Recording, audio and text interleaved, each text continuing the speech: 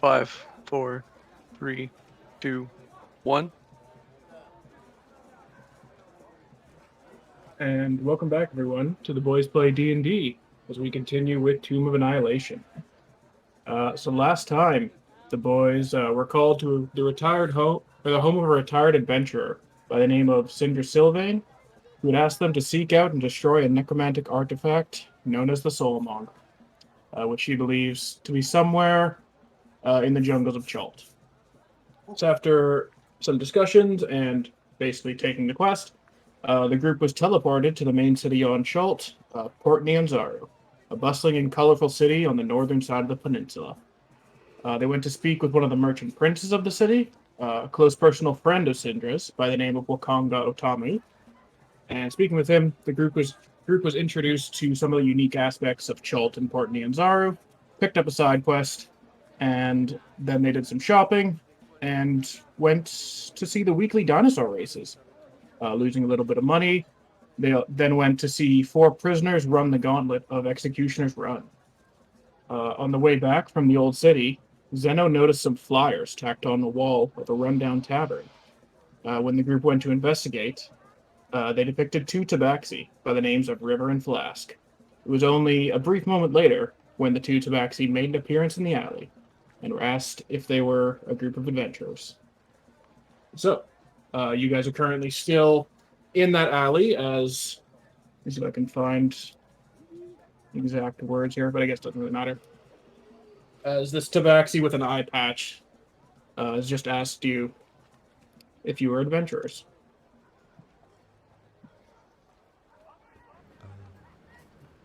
Well, I guess we could be called adventurers in some sense, yes? at the very Well, least, we're a group on an adventure. Well, I think that fits the definition then, doesn't it? I'm not a dictionary. Were you I just guess- sitting there watching us this whole time? Kind of creepy if you ask me. We just happen to be nearby. As you probably can guess, we're not associated with Jabal. We kind of have to keep things on the down low. So this is one of the ways that we could potentially find clients.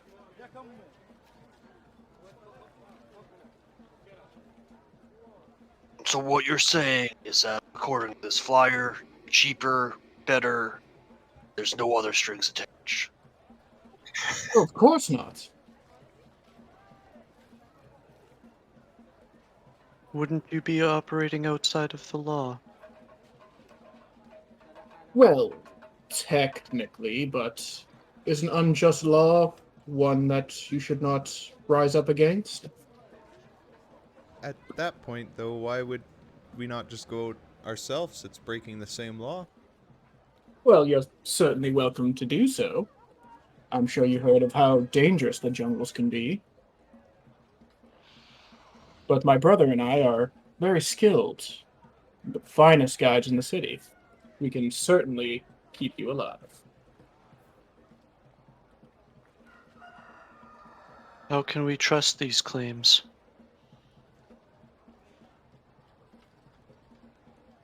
I guess you couldn't, really. Well,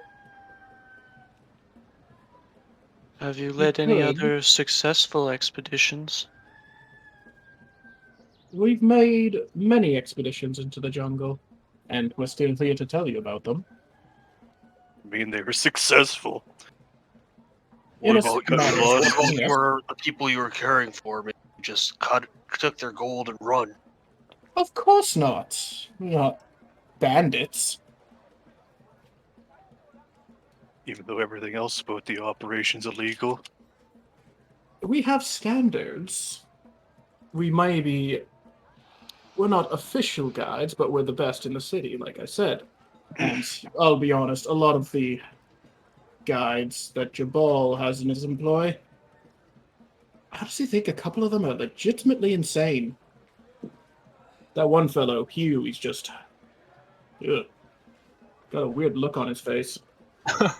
Did you guys put up one sign and then watch for somebody to take interest? No, there were multiple flyers in this alley. This was just the ones that you guys noticed. Ah, okay. But on that thought, she continues, oh no, we have flyers all over the old city, part of Mahler's Throat and the anchorage to the south. They get taken down rather frequently, so we kind of need to put more up. If you're so good, how come you don't work with Jabal? Well, because he's a crook, that's why. He wants us to pay him for doing our jobs, and while he sits in his high castle and does nothing. It's highway robbery, if you ask me.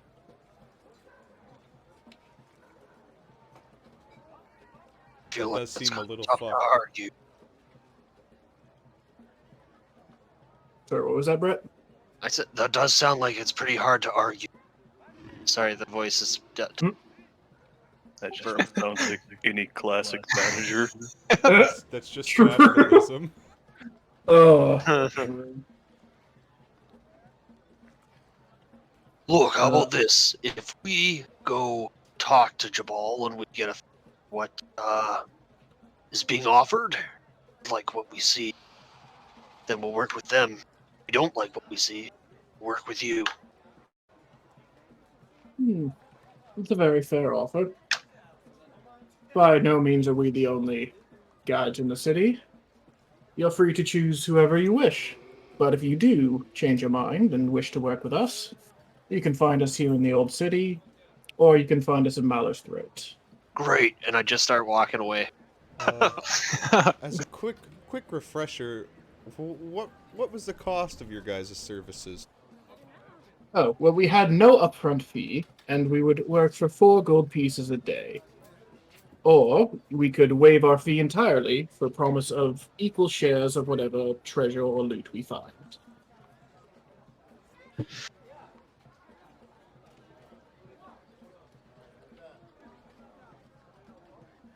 Samson's already walking away. Yep, no, I'm not answering. I'm gone.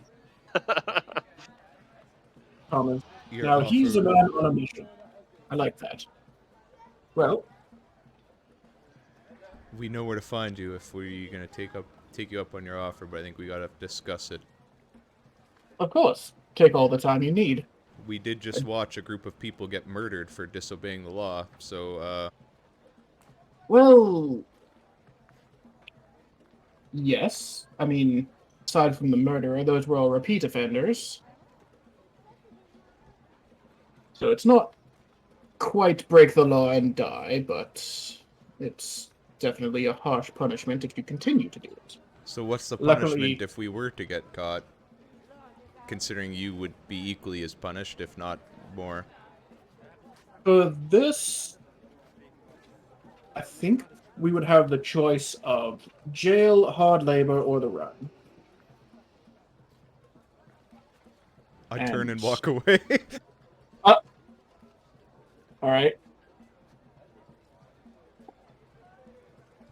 Well, the rest of you guys, I'm assuming, are just leaving as well. Yeah. Out. All right. Give him a goodbye wave and fuck off. They give you a bit of a nod and just say, well, until we see you again, and kind of jumps on top of some crates and barrels that are in the alleyway and leaps back onto the roof and disappears from sight, along with the other tabaxi who didn't say a goddamn word the entire time, which kind of struck you as a bit odd. I like that one. All right. So you exit the alleyway back into the old city. What would you like to do? Yeah. The tavern where we hired the other guys. I think it's called the Thundering Lizard, was it? There were 2 taverns in the Red Bazaar that you could hire guides from. There was the Thundering Lizard and Kaya's House of Repose. That one House sounds of too high Repose. class. Yeah, that's the. The Thundering Good one. Lizard was the rambunctious one, right? Yeah. Yeah. All right. So you guys want to head down that way. There it is. All right. It doesn't take you very long to get there. But as you approach the Red Bazaar, before you lies a large market plaza with wooden stalls and canvas covers of all shapes, sizes, and colors, choking the square. Hundreds of residents move throughout the bazaar, buying their daily needs, and you can see all manner of goods for sale, from massive cuts of bright red meat and tropical fruits, to light clothing, household goods, and casks of liquor. Proceeding on, unless you want to do something here. I am keeping, like, a pretty close watch on my pockets and, like, sling my backpack so it's hanging in front of me instead of behind. All right. Because I guess, I'm pretty sure Colton mentioned that those people were watching us at the jewel market. Yeah. All right. So you do that. Kind of tucked into the side of the bazaar itself, you see a large building made of sturdy wood, but its front veranda is nearly overtaken by market stalls and just kind of like bleeds into the market itself. Above its big door, or double doors, you see a giant reptilian skull suspended by wires.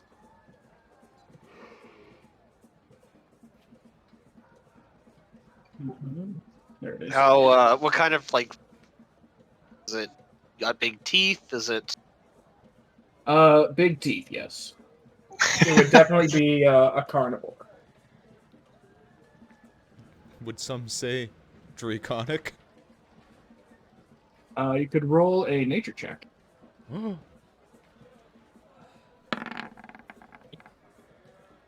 10. On first glance, you would assume it's a dragon.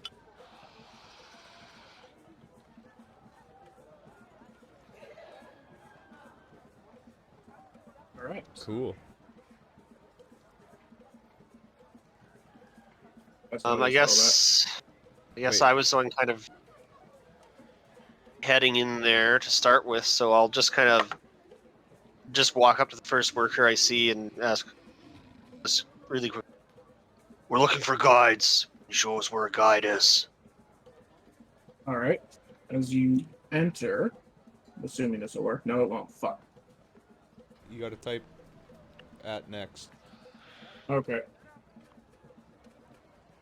Or force skip it. Or skin it. We have to vote skip. There we go. Oh. I think that'll work. All right. As long as there's not 25 fucking roosters in this one. All right. So opening the large doors, you see a large open main floor with several tables set up across from a long bar with a colorful awning. You see a mixture of local Chultans and travelers from all corners of Faerun, talking, laughing, drinking, and scattered throughout the room, there's more than one small fist fight that's broken out. On the back wall near the bar, you can see... you can see flyers advertising guides for expeditions into the jungle. And for you, Samson, the server just kind of points you in that direction as well. As I move you guys here. Map, Pog. All right. So you guys have just entered here. Oh man, it's big. Yep. This is Oh, got him. Wait. that a pool in the back? Yeah. This is awesome.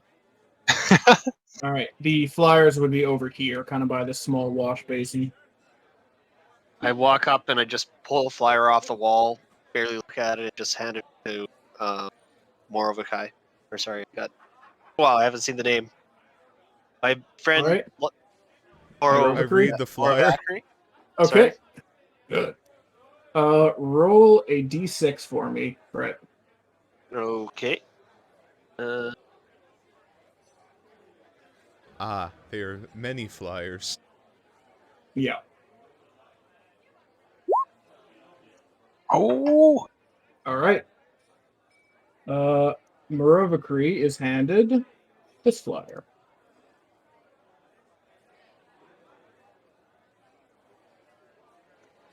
You gotta read it, Brighton. I've led many expeditions through the wilds of Chalt. I know secret trails that appear on no map. Hire others at your own peril.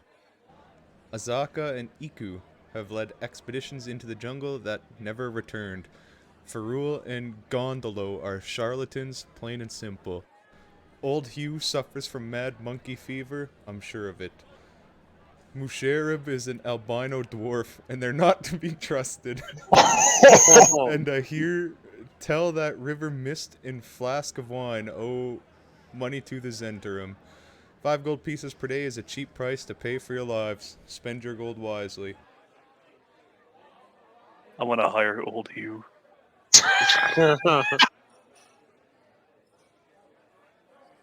Right. Appear to be very competitive. This person doesn't even tell us what their name is. Selena?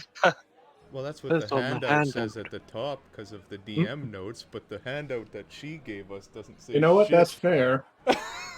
I would assume it has a title on the top that we can't see. Sure, let's go with that. Lead his salacious expeditions.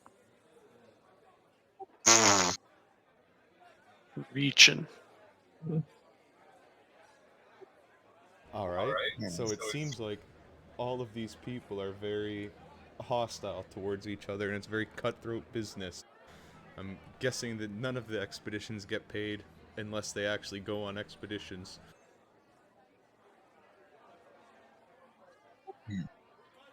We should take a look at the others. That's not the worst plan. Maybe Okay. if we look through them all, one of the names will be shit-talked the least. I go up to the board and I take any other flyers I see and just start handing them out to the. Okay. There is this one. We just steal all. Holy shit! She looks confident. I'll let you read that one first, then I'll show you guys the remaining ones. Am I in charge of reading them all out? It depends on who Samson's handing them to. That's a yes. If you need a guide to get you through the jungle alive, look no further. I was born in the jungle. I know its dangers well and how best to avoid them. Should you choose me, you may rest assured that your party is in safe hands.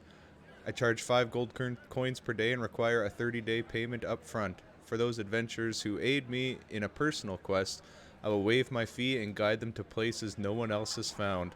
This quest will take us to Firefinger. The evil Terra folk that roost atop Firefinger stole a wooden mast from me and I want it back. I like this one. She didn't use her whole advertisement to shit talk everybody else. And we could possibly avoid the money problem. Alright. Next you have this one. Iku.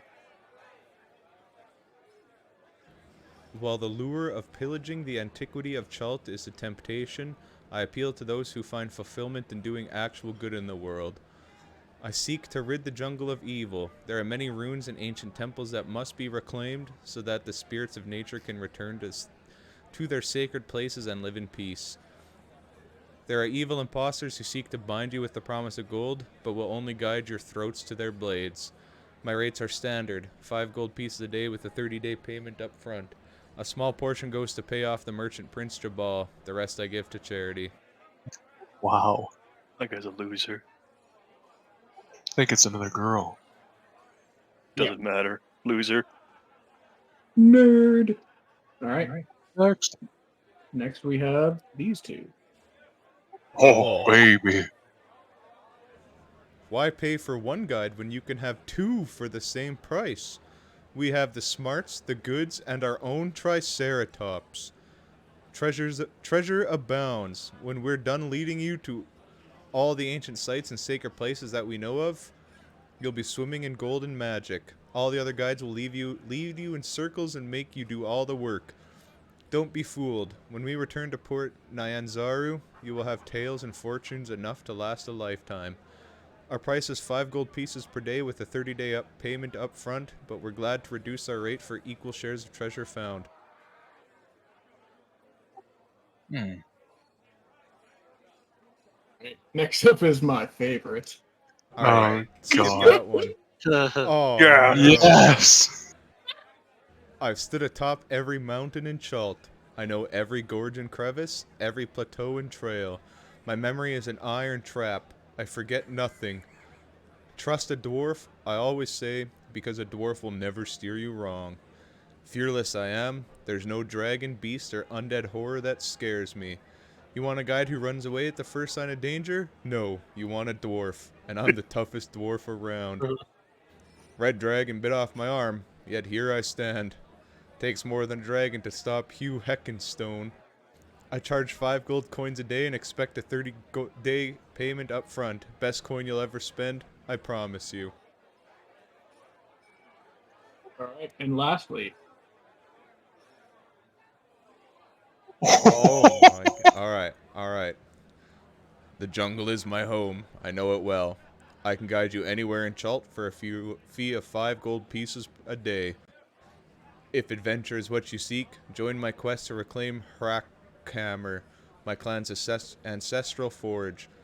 Volcanic eruption forced us to abandon it many years ago. The fire newts that have since taken over must be driven out or destroyed. At the very least, we must sneak in and recover a relic known as Maraden's Gauntlet. The fire newts must not be allowed to keep it. If you love dwarven kind, then hear my plea and join me in returning Hrackhammer to its rightful owners. I will waive my fee for your promise of assistance.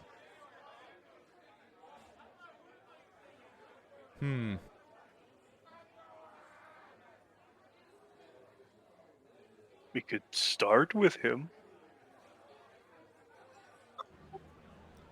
I personally don't like Solida and Ferul and Gondolo. But they have a Triceratops.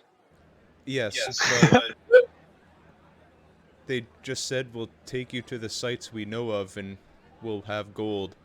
But why would they just leave the gold there?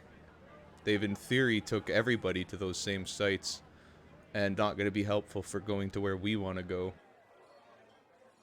And 2 of them are asking us to run personal errands. I wouldn't rule these out. We should find out how difficult these errands will be. Perhaps it could save us a lot of money for little risk. So, for all of them, they have to do money up front.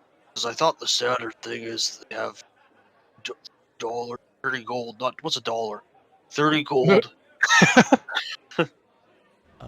30 days worth of gold up front. So 30 times 5 is 150 gold. Well, Getting there. interestingly So- enough, the last one, Musharib, did not mention an upfront cost. I think for a couple. And he Another will one, waive his like- fee if we help him.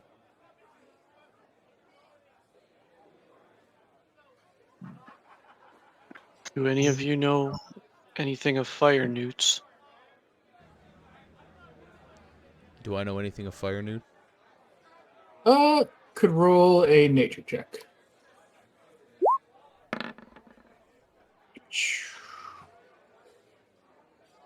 I'll have that. 10. Merovakri, don't really know anything.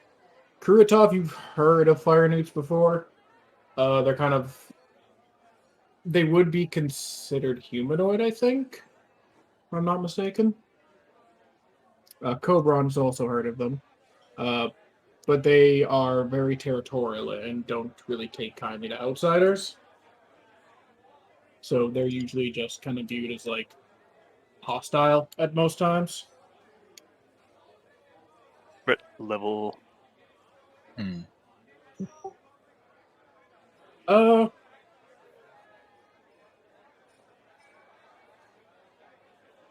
I mean, they're typically a lot of them, but like one-on-one, they're not super strong.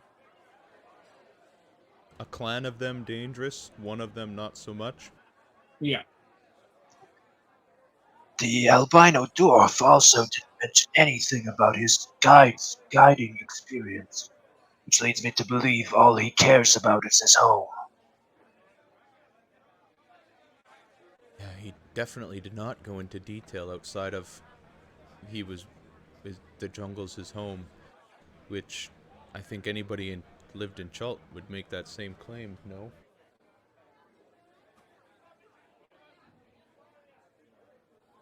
So as you guys are kind of standing here discussing a little bit, Zeno will be the first to notice, because past perception. Two of the individuals on these flyers are here in the Thundering Lizard. You notice the two would be Salidia and Eku have been moving about the tavern, talking, getting drinks, that type of thing. So I also doing the math of this.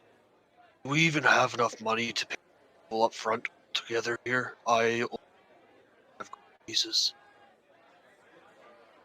How many do you have, Brett? You were cutting out. 35. I also only have 35. I think between all of us we'd have enough. That's just the down payment, depending who. Well, Not to mention the the down 5 a day. payment was, it says up front. Oh, the way I interpret it, I guess maybe Blake can actually clean this up, but I interpret it as you had to pay 150 gold and then you rented them 30 for 30 days. But is it Yeah. 150 gold plus 5 a day? No, it's upfront. Yes. So you have to you rent would- them for 30 days, Yeah. basically. you pay them for 30 days upfront. Anything extra would just be 5 gold a day, basically. Right. So, okay. Perhaps we could get a better read on their personality and experience by talking to them in person instead of gathering what details we can out of these notes. There's Eku, and Salida walks past just now.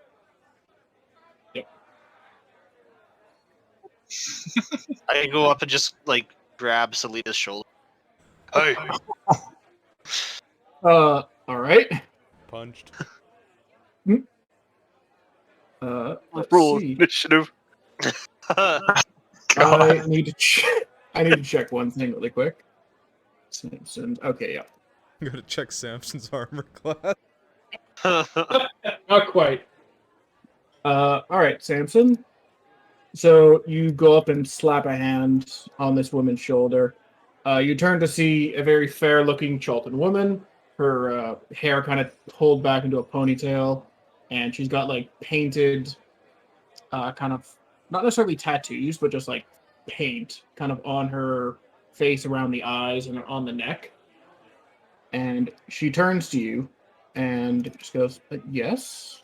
Do you need something?" Hi, we're an adventuring party trying to go find a certain artifact. I saw that you're on the flyers. Oh, What's I see. up? Yes. Well, I can certainly guide you into the jungles wherever you need to go. There's I don't have any other clients at the moment. Come, sit down with and gather your group. Why don't we have a discussion? I just kind of wave the over. Okay. She goes up to kind of the little landing up here, and kind of like goes over to this area with the pillows. Nice. Where's Bobson? He'd love this shit. They had to get up. Yep. There's Yeah, this you would really Want old to sit dwarf, down on the ground. really old dwarf in the corner, just like spinning tails. All right. So you guys head over there, and she introduced herself. I'm Solanda, and if you're looking for a guide, you can find no more competent in the city than I. What do you have against all the other? I simply wish to make sure that people make an informed decision. There's... She kind of looks around. Okay, I'm thinking most of them. A lot of them are just insane or incompetent or overzealous. Can I insight check her on this? Is she telling the truth about the others' abilities? You could roll an insight check. Okay.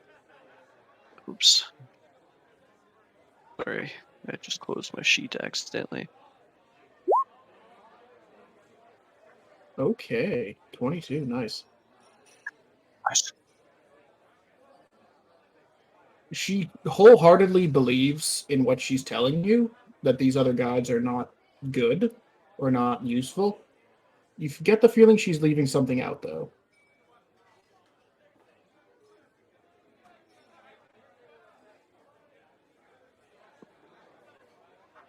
All right, so if tell us about you instead of them, why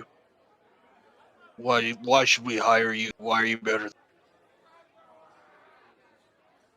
Let's see. Where do you see yourself in 5 years? Oh, no. Well... What's your biggest weakness? I'm not actually asking. Oh, man. That would be awful. All right. Well, I was born here in Port Nyanzaru, and from a very young age, I had a fascination with the jungle, almost like it called to me. And probably not the smartest idea for a young child to do, but I ventured off into the jungle by myself and kind of got lost for like a week. But I was eventually found my way back, and ever since, I've just kept exploring, kept going off into the jungle to see what I can find. And it just so happened that my years of experience brought me into Jabal's fold as one of his legitimate guides.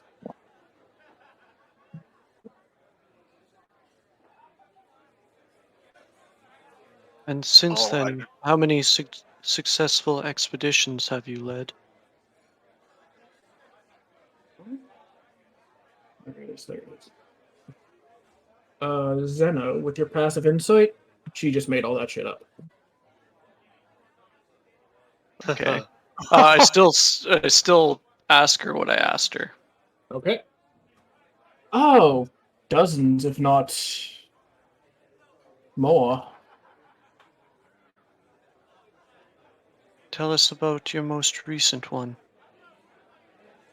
My most recent one was actually for this famous fellow. You might have heard of him. His name was Volo, or Valentra, something or other. And he wanted to go out and look for some vague location that he could write about. His vague location was less than 10 miles away, so it was a rather short trip. Is Volo still in Port Nyanzaru? I believe he is, though I think he's staying at Kaya's House of Repose. I believe he has a new tome that he's looking to sell. Well, I believe we should speak with Volo, get a grasp of how well you do. By all means, I would certainly love for him to give me a glowing review, and you can see just how competent I am. I just abruptly stand up and, well then, I will be on my way. Before you go, she kind of looks over to Samson. you mentioned an artifact. So what might that be?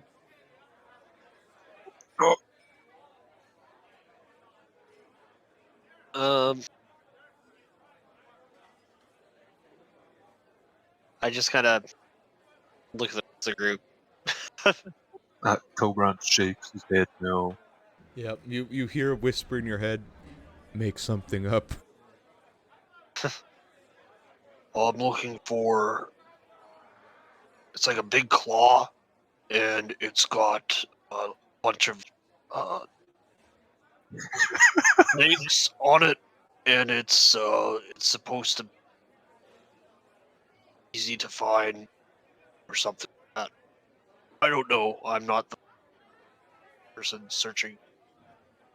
Make a deception check. And you said it was like a claw with what on it? With snakes on it. I don't know. Okay.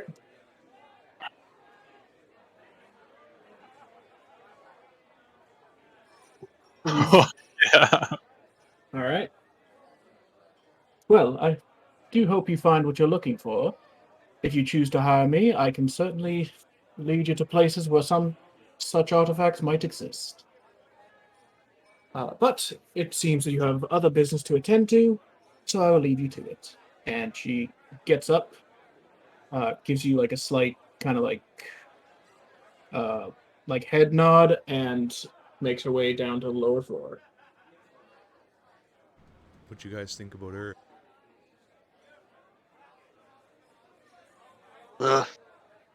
She's trying to sell herself.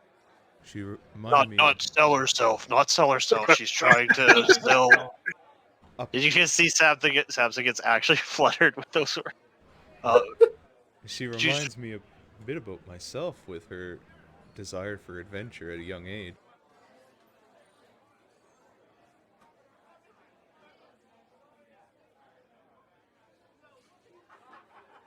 She seemed much nicer than her ad let off. That was Eku, wasn't it? No, that was was Salandra. Salida? Saladia. Salida, yeah, let's go with that. Salad. Salad. Salad. I should just check this Dramatis persona, and it will tell me how to pronounce it. Yeah, Salida.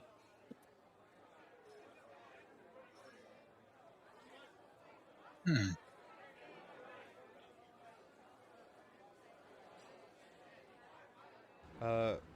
Colton, you're muted, by the way. His message was his internet cut out. Oh, Yeah. I see. To Blake. I just joined by my phone to hear you guys, but my Wi-Fi cut out. Oof. So, All right. Okay. What did you so- ask? Oh, we were just talking about her. But you're the only one who actually incited her. Oh, yeah, just give me a minute for the Wi-Fi to get back on. Right now, Zeno's just being weird and not talking to you guys. What a weirdo. All right. So, of the flyers that you looked into, the only other individual here was Eku, who, let me see what her. Okay, yeah. Eku, her flyer makes her seem very honest, I guess, kind-hearted. She could be a trustworthy enough individual.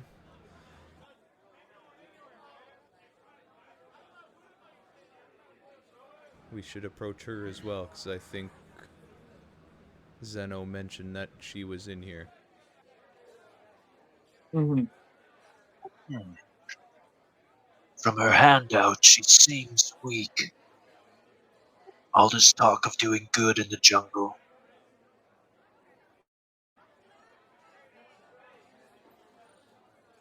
rare leading this type of thing. Perhaps we could just ask around and see if anyone actually believes that she does as much good as she says she does. I agree.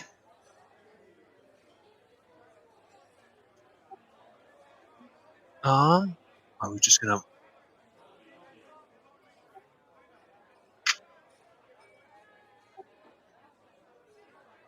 walk Yeah, up to him, I guess? Walk up to whom? Eku. Okay. Eku. All right. So you see here we are.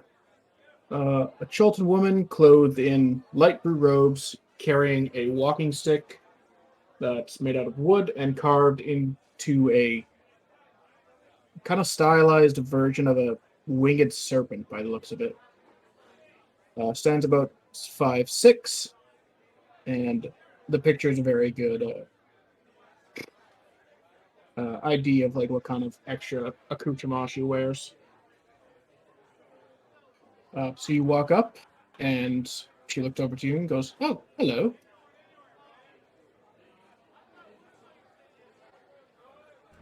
Blue. Hello.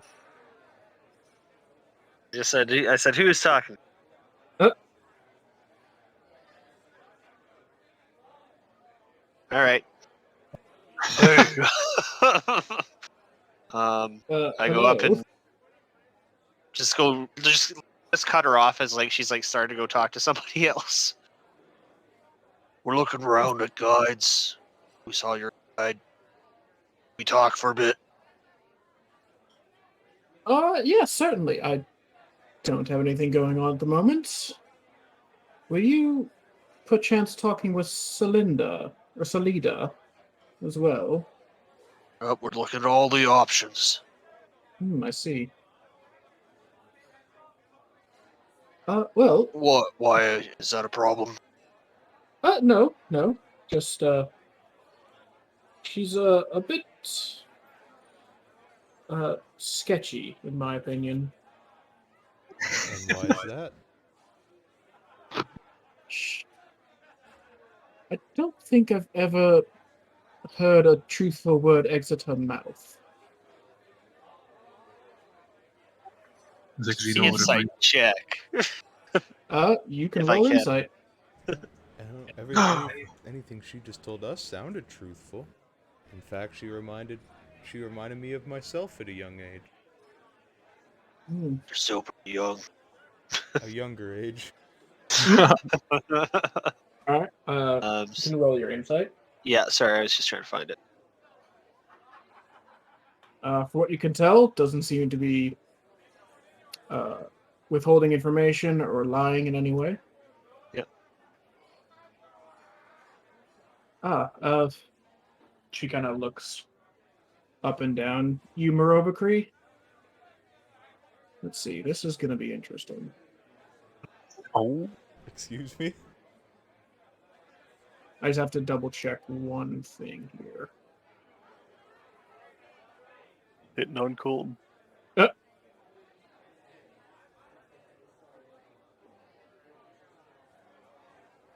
Okay, yeah. Oh, wait, Barovaki's Brighton, right? Yep. Yeah. Yeah. Okay, never mind. Doesn't have his name on his character. goddamn. Take it you're one who has a thirst for knowledge or information or discovery? You could say that, yes. Well, I can certainly share that. It's not often that you find people with such drive here in the city. Most wish to go plunder the jungle for their fortunes, and I starkly frown upon that. The jungles and ruins are part of this land, and they shouldn't be ransacked for the gain of foreigners. What about to protect the lives? To protect the lives of people, you said? Yep. Well, if you're referring to the undead prowling in the jungle, they're not part of this land, and they should be destroyed. Did you just say undead that are in the jungle? I don't know Oh, if that's yeah. been mentioned Yeah. to us. has Yeah, it? yeah, it definitely has multiple times. Yeah. Okay. Multiple times. That was one of the first things that you that you recalled about Chult, Brighton. You, I think you rolled history and you rolled really well, so you know about the undead in the jungles. All right, guess I do.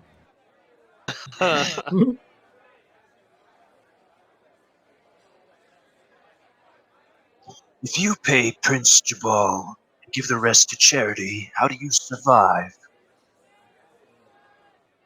I make do. It's not easy at times, but I would rather see the gold go to those who need it than to myself. I'm certainly capable of wandering off into the jungle for a day and finding enough food and resources for a week's time. Pillaging enough trinkets.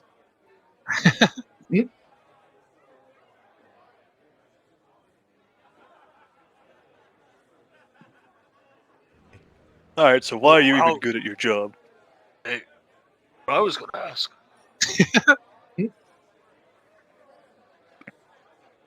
Well, I'm sure every guide will tell you this, but I was born here, and the jungle is, well, it's part of my home. And I made it a personal mission, I guess, to reclaim it so that we may not have to hide in this, well, glorious, confining city. We may branch out and live in the jungles as we once did. That's very Settlements.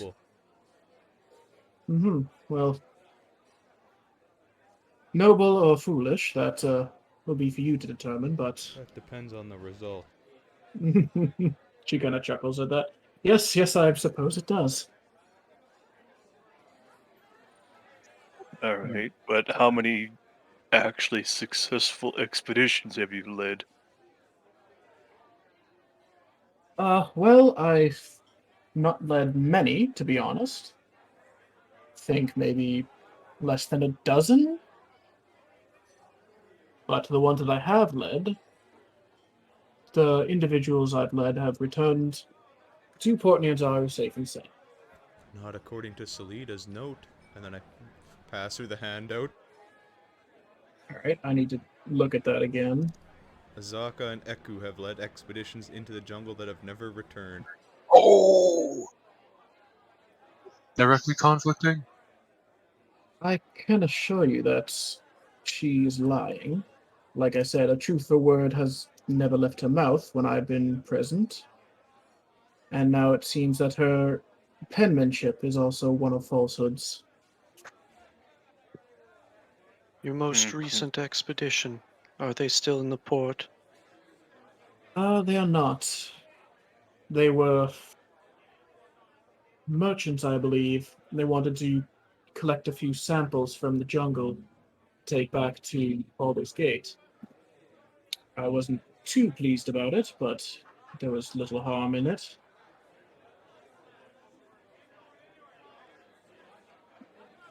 So you're like the newest guide in the city. Not the newest. I think Farlow and Gondolo are brand new. More or less. Maybe a few weeks have gone by. Hmm. How did they get their Triceratops? I'm gonna see if she knows that. Oh, that's a good roll. It's kind of a funny story.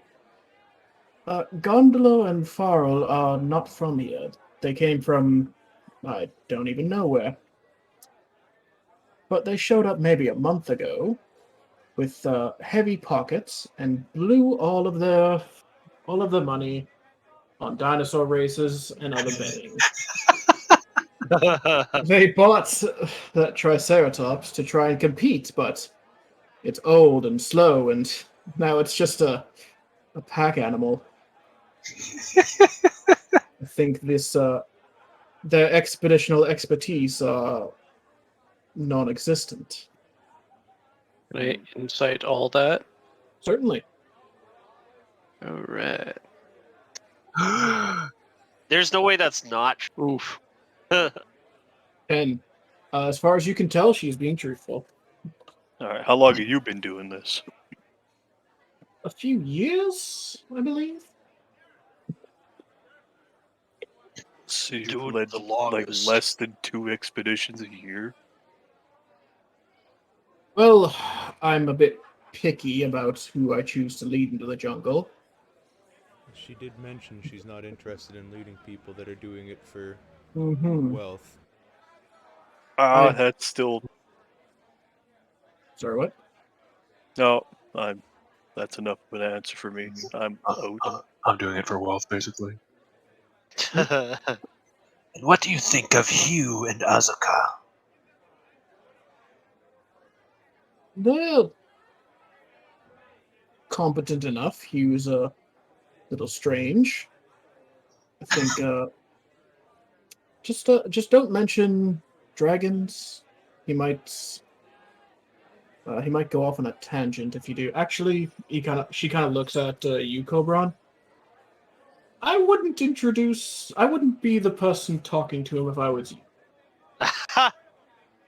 He's a little strange like that.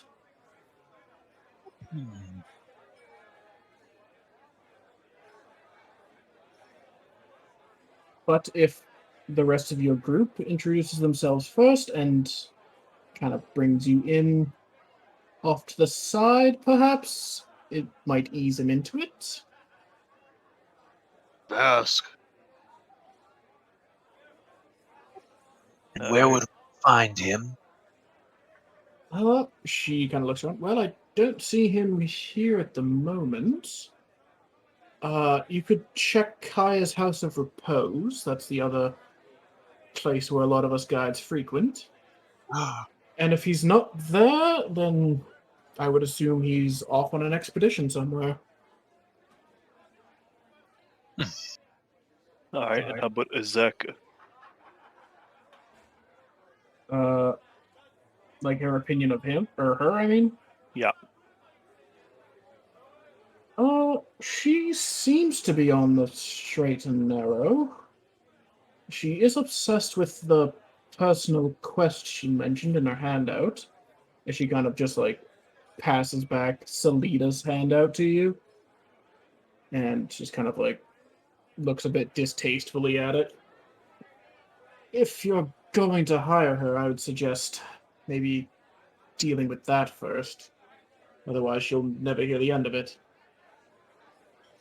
And would Musharab be similar? Musharib. Would Musharib be similar? He's a bit more agreeable.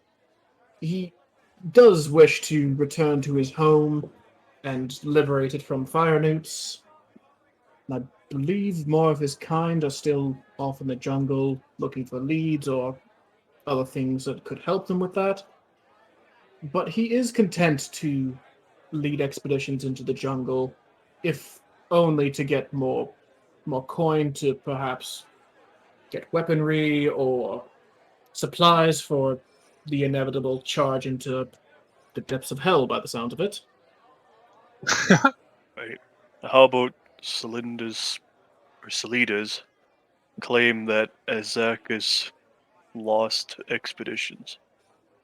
You heard anything about that?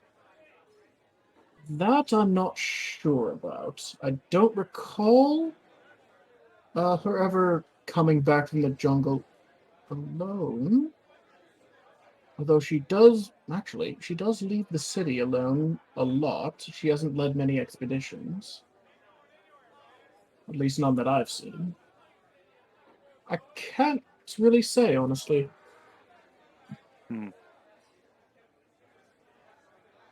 All right. Any other guides in town you know of? God bless you. She sees the flyers you guys are holding and just looks at them. Well, these are all the ones that operate out of Port Niamzaru. There are 3 additional ones that operate out of the Flaming Fist Fortress to the east. To the north. There is actually to flip open to this. Give me 1 second.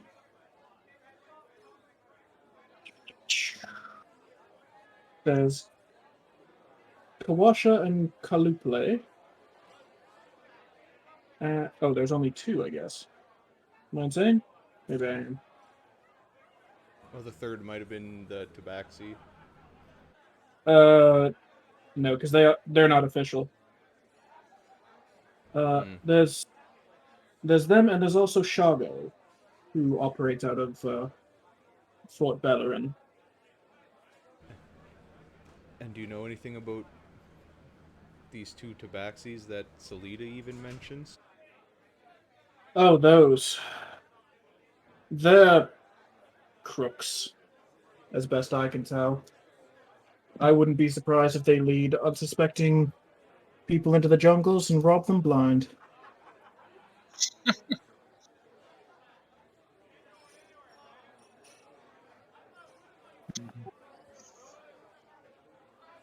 I All only right. have one final question for you. Do you recognize this amulet? And I show the picture of the amulet that Wakanga asked us to find. Afraid I don't. So, very lovely looking, though. Are you here searching for it? Among other things.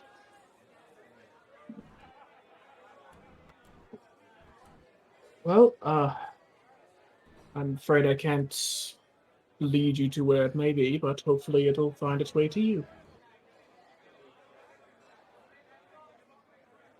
All right. Thanks for your time. You've been most helpful.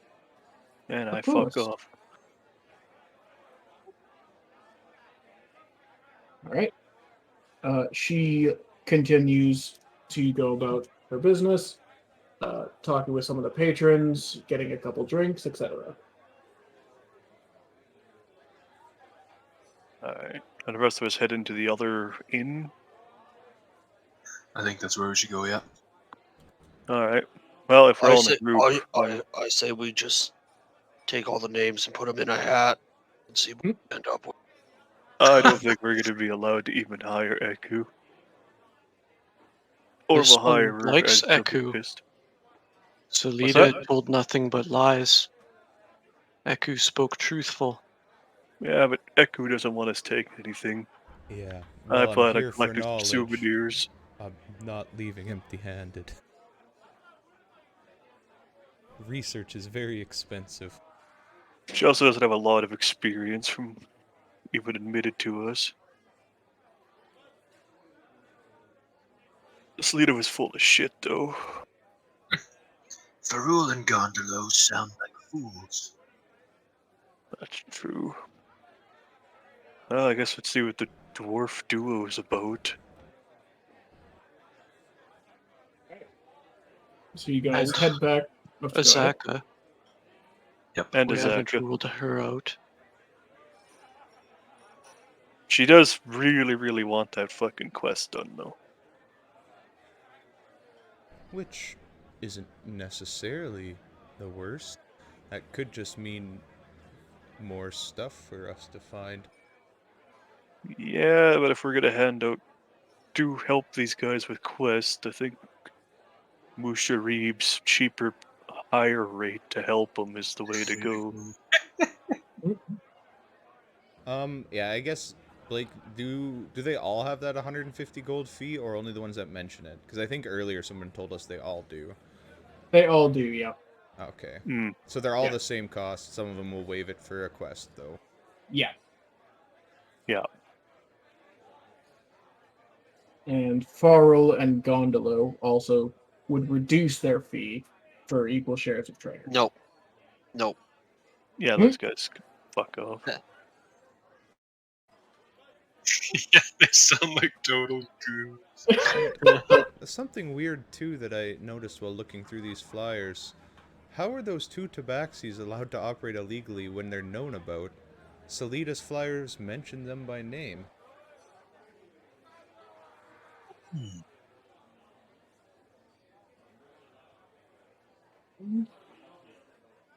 Question.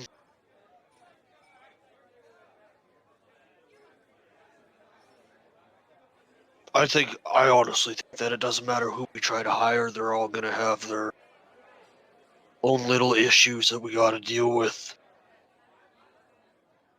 Yes, but it is about finding the one we want to deal with the most. It's which issue we want to deal with. Eku, I think we're screwed with. She doesn't want us taking stuff out of the temples or anything we go do.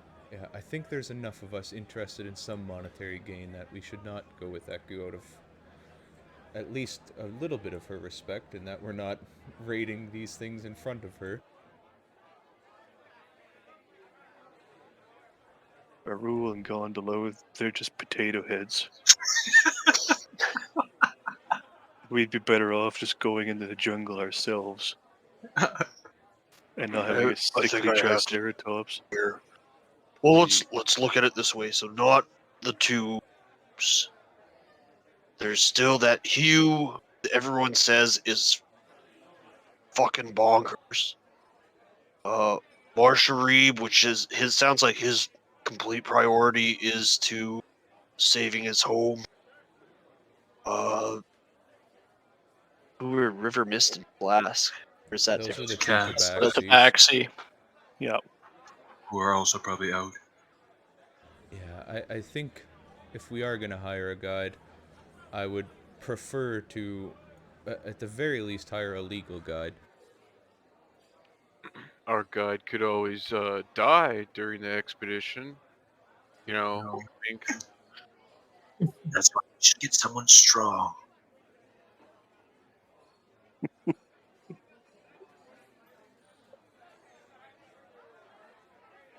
The Hat. two dwarfs, I think we should seek out the two dwarfs and Azaka. Yeah. Especially Alright. with Salida being a liar, mentioned by two different people now. So he just sounds like a dick. Alright, onwards. All right. You head back out into the bazaar and begin to make your way to Kaya's house of repose. As you walk down the thoroughfare, the sounds of the bazaar begin to fade as you approach a quiet three-story structure. A small flag on a sturdy bamboo flagpole flaps in a gentle breeze above the main entrance. It depicts a stylized, closed eye on a purple background.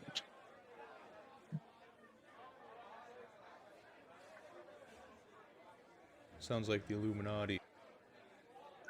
The eyes closed, so they're blind.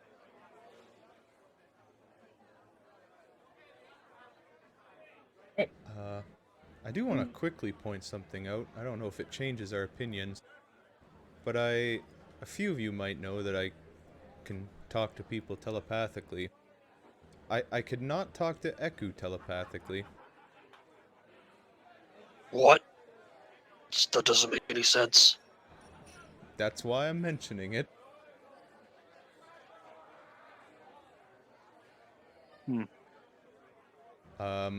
I did send a message to Samson as we left the bar and confirmed that it was just Eku. Yeah. So whatever message you sent to Samson in his head, it was It was just the it word was received. testing. Yeah.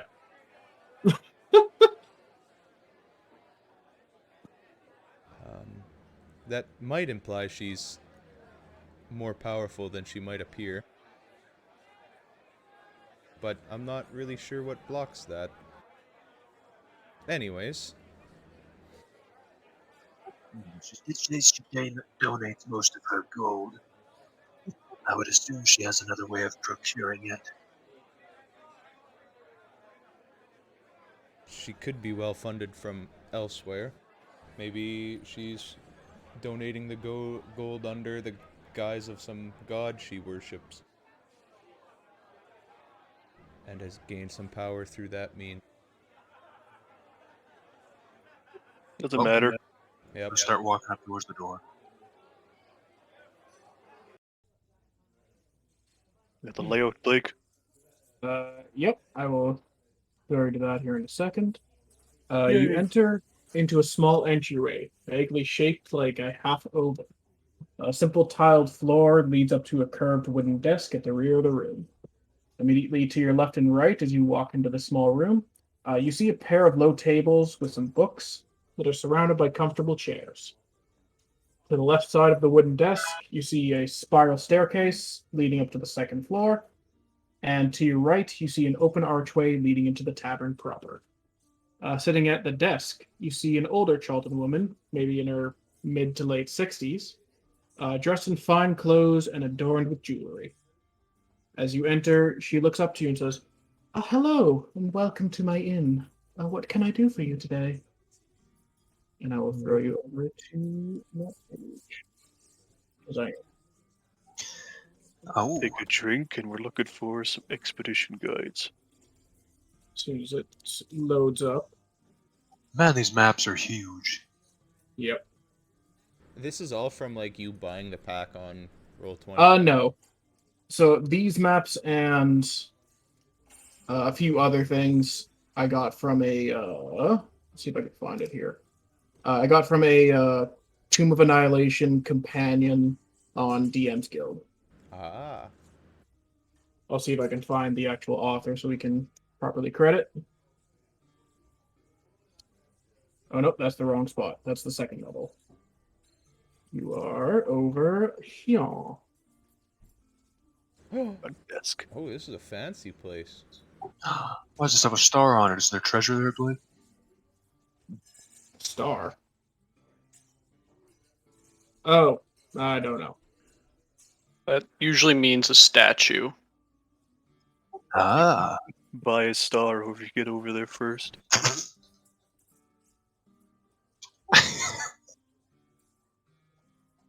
You can roll Arcana, Brayton. Alright. Oh my god. Nice. I mean, you're aware that there are magics that could prevent something like that, like telepathy or any kind of spells of that nature, like detect thoughts or something. You're not sure what kind of magic to be able to prevent it, though. You know they exist, but you don't know what they would be.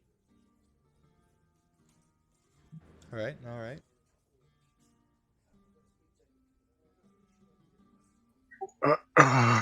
Crew said we were looking for guides. Oh yes, you could find. I think there's a few of them here at the moment. They'll all be in the tavern to the left of me.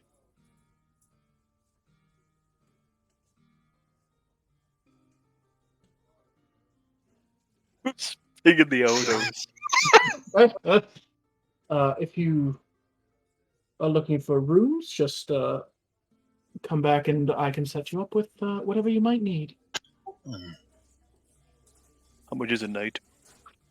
1 gold piece per night. Did we even ask at the other place? No. Nope, you did not. Maybe we could ask her. I believe they charge 50, or not 50, 5 silver a night. Oh, Do you what have- a deal! Do you have any fist fights going on in your bar? I should certainly hope not. That's what the premium's for. This is not just a hotel. We have a full-service kitchen. We have, as soon as I pull up the NPC name here. The fuck did I? There it is. We have our bartender, Ron Hip, or how he likes to call himself, the alcohol chef, who makes new and interesting cocktails all the time. You should have renamed him to be an anagram of Blake Ryan. I'm not that smart to come up with anagrams.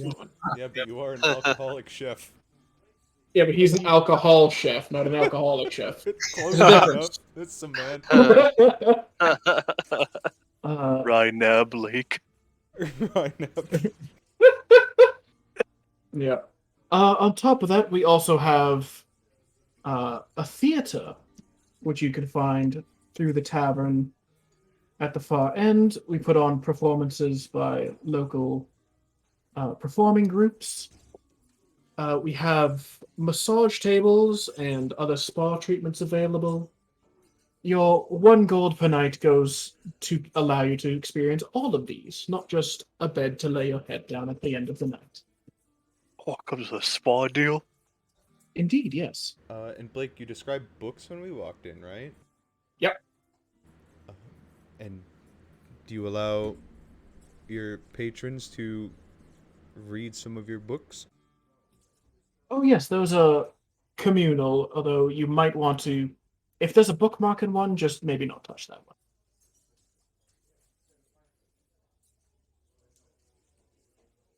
All right.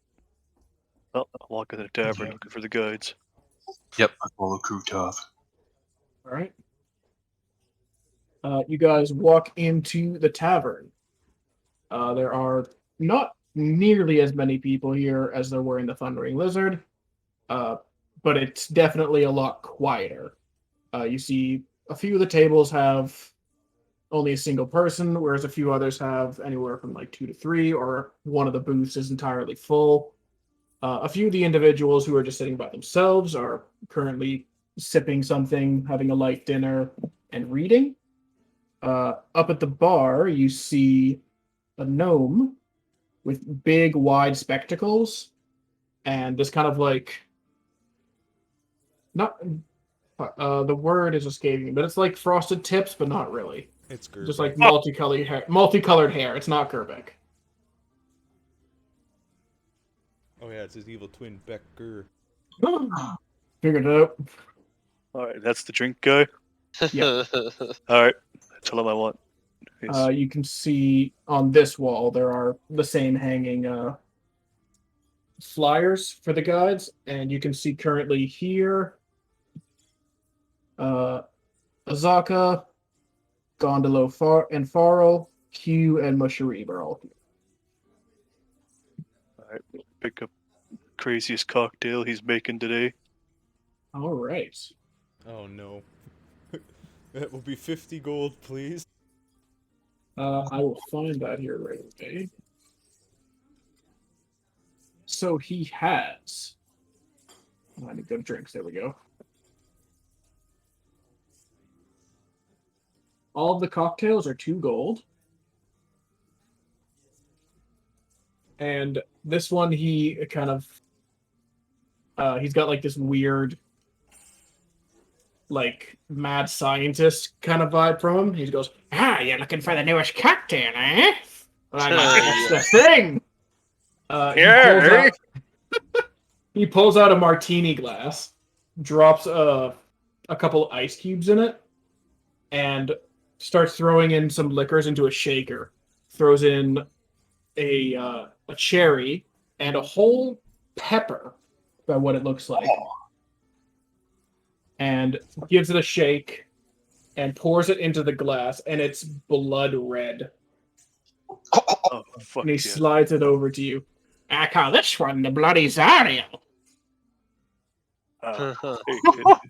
Slap him down some coin. All right, you throw him the 2 gold. Yep. Okay. And I'll take a sip of this thing. Yep. It's It just a ghost is. pepper. Make a Constitution saving throw. Oh no. Oh God! Oh. All right. So it's basically the equivalent of a spicy margarita, but like dialed up to 11. It's sweet and spicy, and it's got like this hint of kind of cherry flavor to it from the fruit that he was putting in it. But it is probably the spiciest thing that you've ever eaten or drank, and you gag a little bit on it. And he goes, "Aha! Got you right in the taste buds with that one, didn't I?" Yeah. As you can see, I'm not local. You got something not quite as spicy to go with this. Sure. Let's see here. You can have a mug of Tej. That should calm the palate a little bit. That'll run you 4 copper pieces. All right. After seeing this shit show that's happening at the bar while I follow Krutov, I'm just gonna turn around and start looking for these people around. All right. He hands you this mug of sweet-smelling liquor, and as best I can describe it, it's basically mead. It's a amber-colored drink made from honey. Perfect. Alright, after seeing Cobra Kai here turn around, who's the nearest guide to me? The nearest guide would probably be Hugh. Alright, I approach you. All right. I tell him I got him a drink if he'll tell me some stories about his guiding days, and I pass him the cocktail. All right. So Hugh is a bald dwarf, visibly scarred and battered, and he's missing his left arm. He looks up to you with one eye is kind of like almost scarred over a little bit and can't quite open all the way, while the other eye, I think this would be his right eye, is kind of like popping out a little bit, like he's giving you that weird, like angry eye thing, and takes the cocktail and just like chugs it back. He goes, "Ah, so you want to hear some of old Hugh's stories, do you?" Now more than ever. Looking for a useful guide. Well, you can't find a more useful guide in the city than I. You see this? And he points to his missing arm. Fucking dragon ate it. And I'm still here. Points to his like bald head where you can see claw scars. Tried to get me and it couldn't. There's no tougher guide in all the city. Insight check. You can roll an insight check. He just cut himself shaving his head. From what you can tell, he's being truthful. How did you escape a dragon? Well, I wasn't the only one there. We had quite a few of us. We were part of an expedition to go reopen the mine there. My accent has completely changed now, but it's fine. Yes, eh? Oh yeah, there, don't you know? Oh, God. He continues. Of the 30 of us that went down into that mine, 28 of us died. Me and another were the only ones who got out. Only ones who got away from the dragon. But not before I lost that.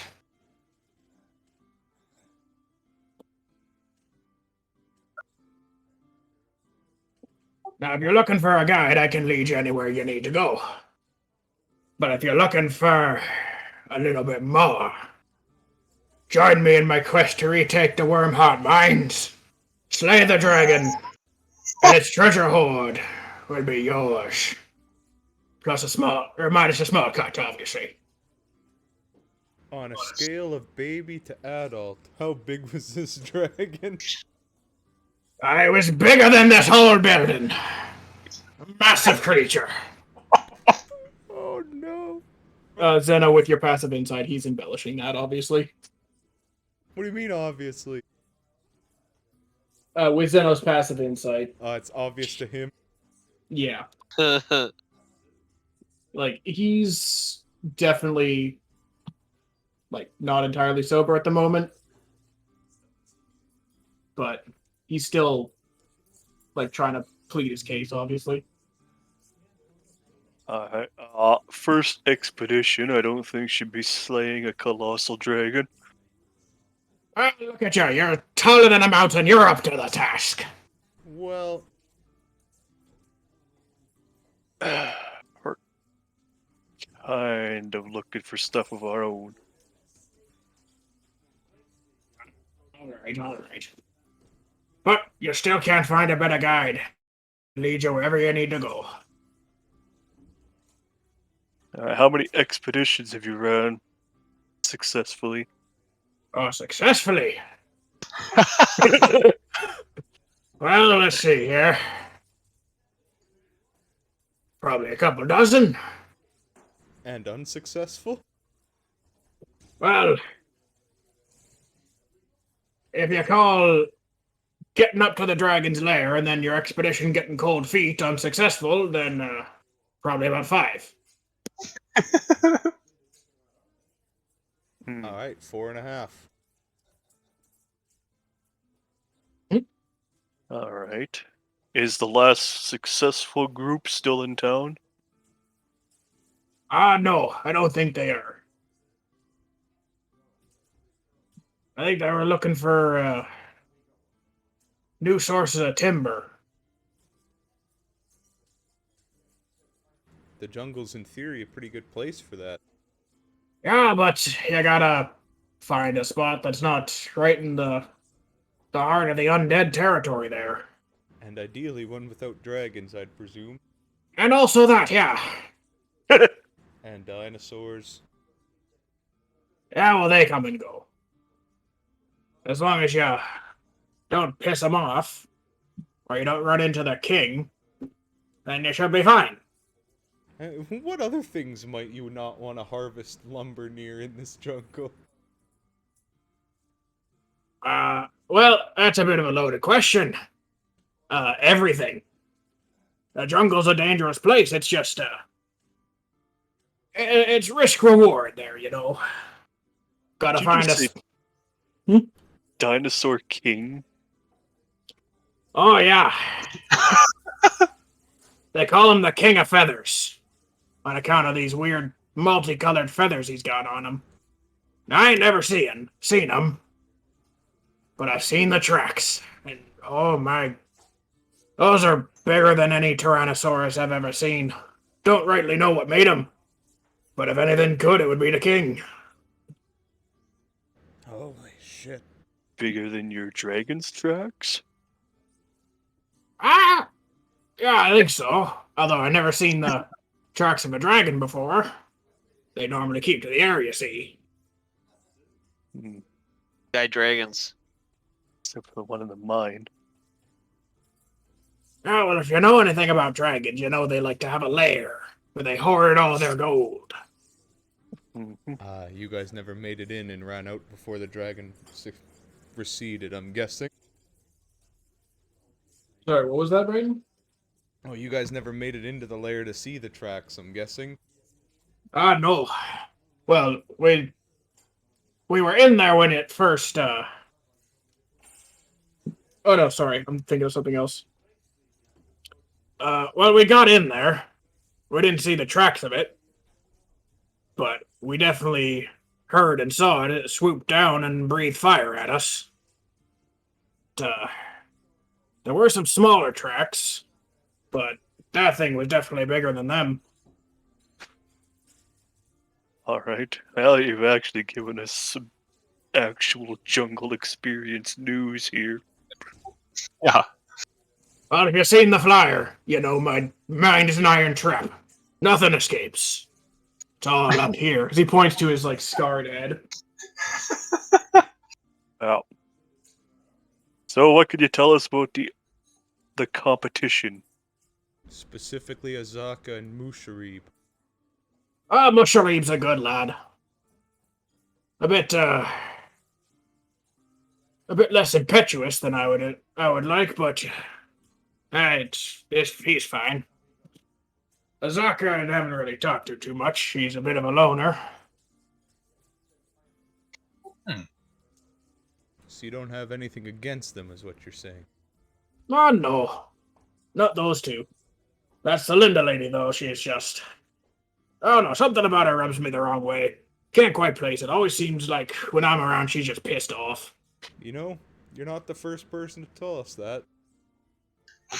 Or the second. Or the second. Yeah. He doesn't make many friends around here. How about Eku? What's your take on her? Yeah, she's a bit naive, but she seems capable enough. Do you think she's actually giving her money to charity? I'd wager she probably is. I ain't never seen her with anything that would lead me to believe otherwise, like jewelry or anything of that nature. Don't really know where she's giving it or where she's getting it, but she seems on the up and up. All right, and how about Ferrule and Gondolo? Well, those two idiots. Again, not the first person. Those two couldn't navigate their way out of a fucking bay.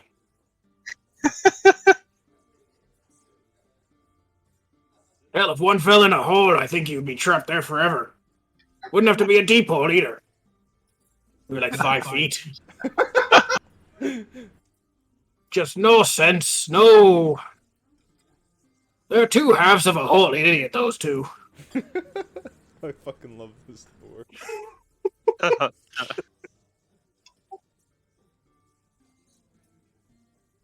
All right. Just give us a minute. We'll reconvene and maybe get back to you. Alright, well, I'm not going anywhere. Nowhere soon. But yeah, think about what I told you. Dragon's Hoard will make you richer than one of the merchant princes. Uh-huh. Do you have something besides walking up to the lair to actually kill this thing? I got this. He pulls out this like gnarly battle axe. And I think this actually looks interesting. Oh, maybe not.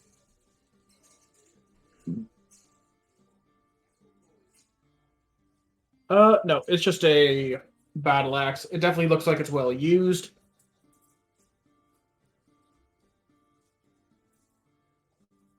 I call this Tinder's Bane on account of it's gonna slay that dragon. Dragon's name is Tinder. I think so. I heard. Which way do you think its tail swipes, left or right? God damn it. Oh. Must be right, 'cause he had a hot date down there. Holy That's what shit. we taken a call on it. I think its real name was like something else. But you know, fire. Whatever its real name was, I don't know. It fits, all right. I'll just leave it at that. Right. Thanks for your time. Hey, think about what I said. Yep. Who's the next closest? Well, before we get to that, we'll take a quick break here. Do we even need to talk to the other guys? I don't think so. Who should we? No, we're not getting Hugh. Why not? Not without talking to everybody first. But Alright. All right. So far, Hugh's definitely my fucking number one right my now. number one out of the list of people we've talked to. He's the only one got who's one actually arm. sounded like he's been in the jungle, though. Wait, that's a fair point. How big was... I forgot about the one-arm thing. Could he even swing this battle axe? Oh yeah, battle axes are versatile, so you can use them one or okay. two-handed. It's not like a great axe. All right. I really need to go use the washroom, so we'll take a 5-minute break right here. Right on. Mm.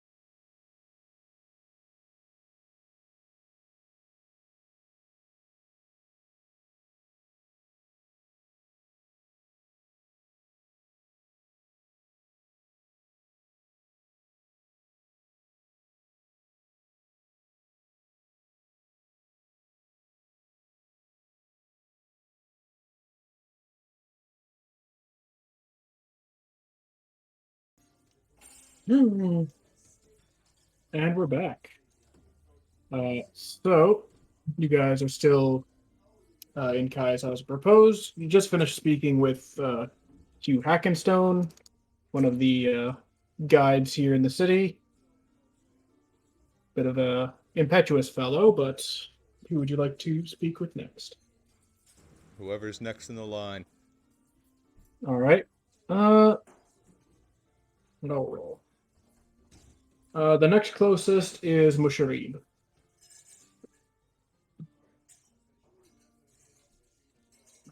So you could talk to him.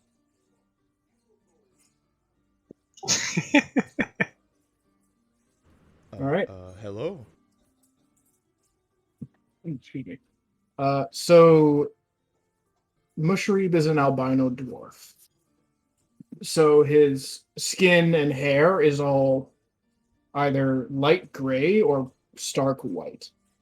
He's wearing armor, looks like hide armor made out of leathery hides. And his weapon is a giant maul carved out of what looks to be like a large bone.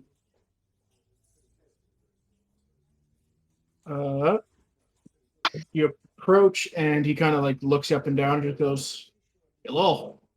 Was it a large bone relative to dwarfs or to normal people? Relative to both. Oh. Yeah. Wow, what a microaggression, implying dwarfs aren't normal people. Oh, Normally Right. hided people, I guess. they're vertically challenged, Bright. Why do you gotta be so mean? I'm surprised we can still call them dwarves. Anyways, you approach and he goes, "Hello? What can I help you with?" Well, we are looking for a guide throughout the jungle and found your Ah. ad. I see. Well, you will not find better in the city, that I can guarantee you. Although I'm sure every guide will say that to you. But I am Musharib. And he kind of like shakes the hand of whoever was introducing themselves. I guess I walked up first, so me. Mm. Well, if you looked at my ad, you've seen that my offer to waive fee if you help me with personal matter. Yeah, we did notice that. Yes. My ancestral forge has been overrun by the fire nuts. We had to abandon it when the volcano erupted. But when we go to reclaim, there are fire nuts there. And they're using our forges and... Oh man, they were not good. They were just terrible craftsmen. You a blacksmith? Not me personally, but many of my kin are. You see, we were in the business of forging various armors and weaponry to sell into Port Nyanzaru. Had to leave many years ago. That no longer happened, and now we want to reclaim it. At the very least, there's an artifact in the treasury, a sacred relic of my people, called Moradin's Gauntlet. This must be recovered. And what happened to the rest of your people? Many of them still live in jungle. They make armor out of dinosaur hide, and they make weapons out of what they can find.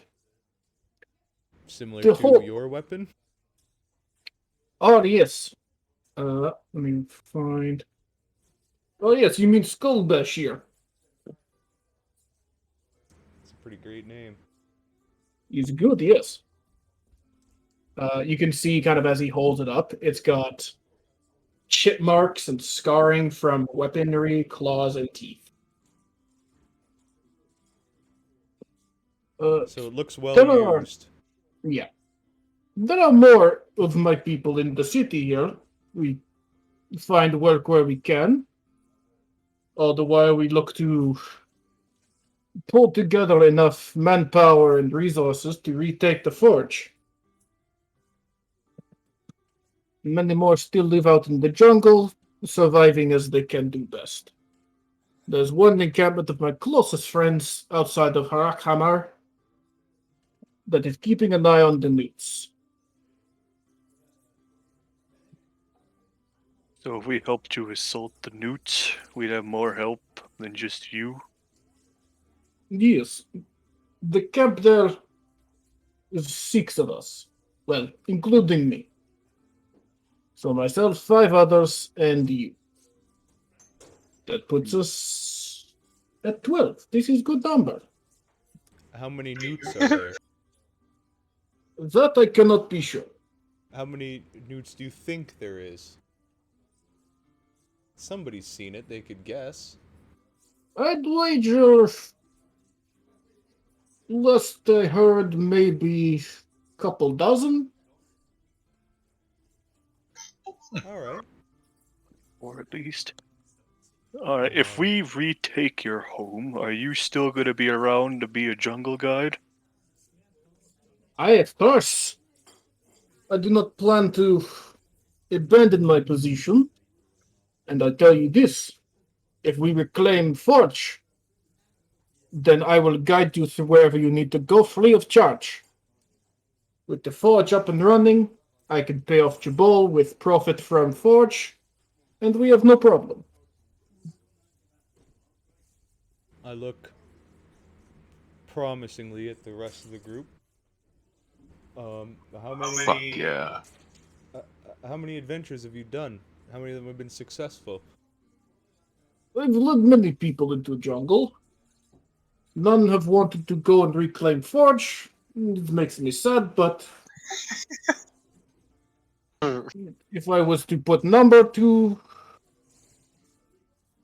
I would wager maybe 15 or so. It's a good number. Good number. It's a really good number, yes. It's not too big, it's not too small. And were any of them unsuccessful? No, I know what I am doing. We might have had to check. leave. Sure, Brendan. Roll an insight check. Thankfully, one of us is insightful. Not with the rolls I've been getting. Yeah, that's been I've got a unfortunate. +6 and I've rolled a 7, an 11, and 10. Yeah. Well, he seems to be telling the truth. He's very confident in his abilities. Would this forge of yours happen to maybe contain some old knowledge, maybe of the magical nature? We were not arcanists. We were forge. We were blacksmith. Yes, but sometimes there's a particular knack to blacksmithing. Yes, we were the most skilled blacksmiths, at least here on Peninsula. Further out, we would hold our own. There's certainly knowledge to gain from our master smiths. If you're looking for something of that nature. But you look like more the book learner. This would be more the experience learner. Yeah, you guys didn't necessarily write down your techniques, but pass them on through generational and training. Exactly. We have very rich history of passing down knowledge. It's our history. We do not keep too many records. Except for requisition forms. Those we had.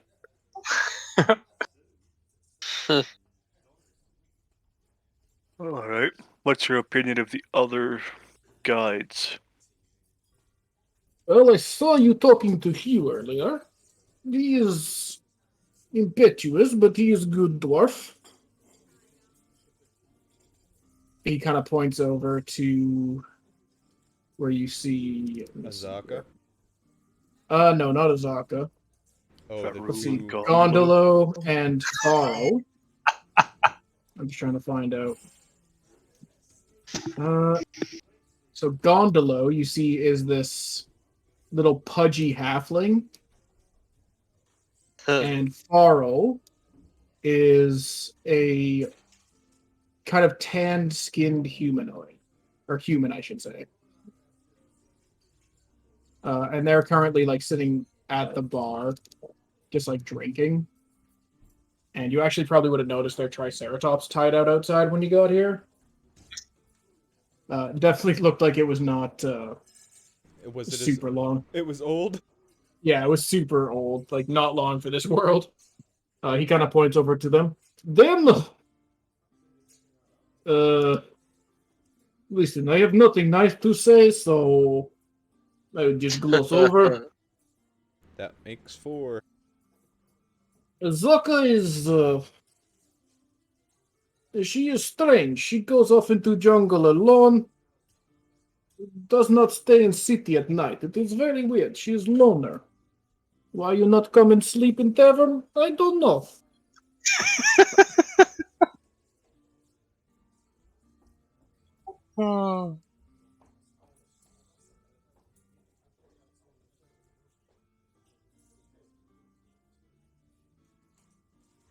I think that's pretty much our standard set of questions.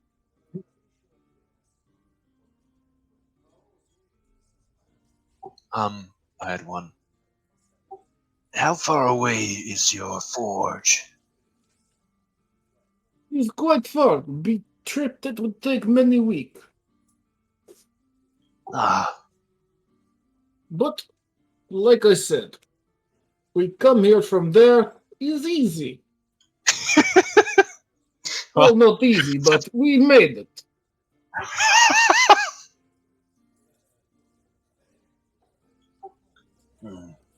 you will be in consideration. It's good to hear. I'll nod to him and just start walking away. I'm surprised you did not throw something at you. You look like Dragon. He does not like dragons. But until I see you again, take care. And you guys should try writing some of your knowledge down. What if it gets lost? He kind of like thinks for a second. It's not bad idea, but it's against tradition.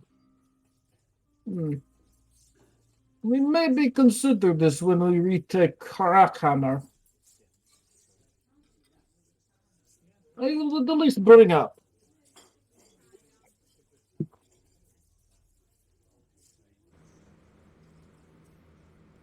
I smile and walk away with the rest of the group. Hey. He gives you kind of like a that kind of like tip the hat motion, but he's not wearing a hat, so it's just kind of like a nod and a little bit of like a finger gun type of thing, I guess. Hey. Finger Hey. gun. Oh no, Eldritch Blasts. It's the Yeah, floor. gotta roll to hit. I like the dwarves. Yeah, they both seem I very upfront. also agree. I just think it's a very exciting time to fight a dragon or explore a dragon's cave. It would be. Something new to try to do. The salamanders also sound interesting as well. The salamanders might be a little less dangerous than dragons. Sorry. Sorry? But obviously much less fun than I agree, but I would like to make it out of this jungle alive. Yes, agreed. We're not here to have fun. We're Oh, here we to have fun, complete our but- task. Like not die while doing it. It's just fucking. Alright, we should walk up to Azaka. All right. You look for Azaka. She would be out in the jungle alone. No, she's currently over here, sitting by herself, with a mug of tej, same kind of stuff that Kurutov had gotten earlier. The mead? Yeah. All right. Average height, Cholton woman. She's got definitely a bit more of a strong-looking build. She's got a little bit of like war paint on her as well, which kind of strikes you as a bit more interesting. And as you guys are approaching, she kind of like perks up and watches you as you approach. Hello. Hello. We're here Is because this- of your handout. Ah, I see. You're looking to hire then? Uh, yes. We're looking to at least get to know you a little bit. I see. Vetting whatever guides you find. So, Yes. We're trusting you with our lives. We should know you a little bit before we do so. that's a wise decision. Well, much to every other guide, I can assure you I can lead you where you might want to go. I do have my own personal quest if you're willing to help me with that. I would waive my fee. But unlike most of the other guides, I myself was not born in this city. I was in fact born in the jungle, in a small village that I believe is now gone, overrun by the undead. Sort of loss? It's nothing you need to apologize for. The jungle is a cruel and unfeeling bitch. Jeez. Those who are not adept at survival will meet their ends. Uh-huh. So how many adventures have you been on? Or expeditions? Unfortunately, not many. I don't much like the city. I only come here on occasion to see if I can find work. During this interaction, I'm starting to look between her and Zeno back and forth. Just enraptured.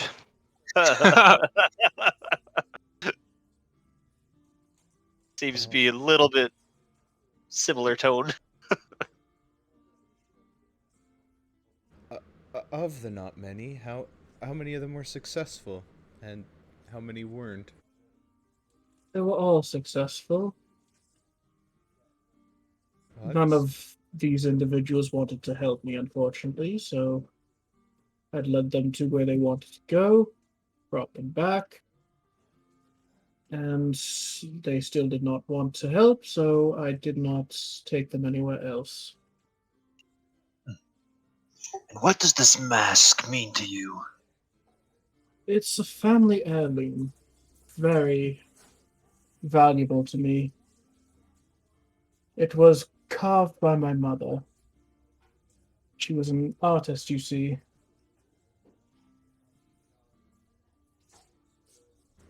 And what are the Terra folk? I don't think I know of them. Well, they resemble a bipedal flying dinosaur creature, Oh, but they're more intelligent than those.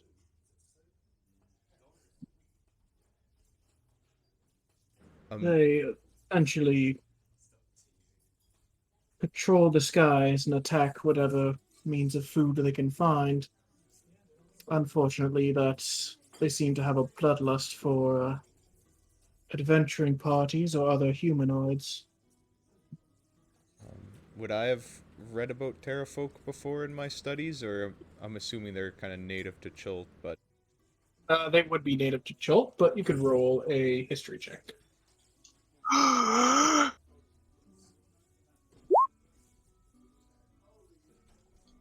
Unfortunately, you have not heard of these before. Fuck, we're rolling good tonight, boys.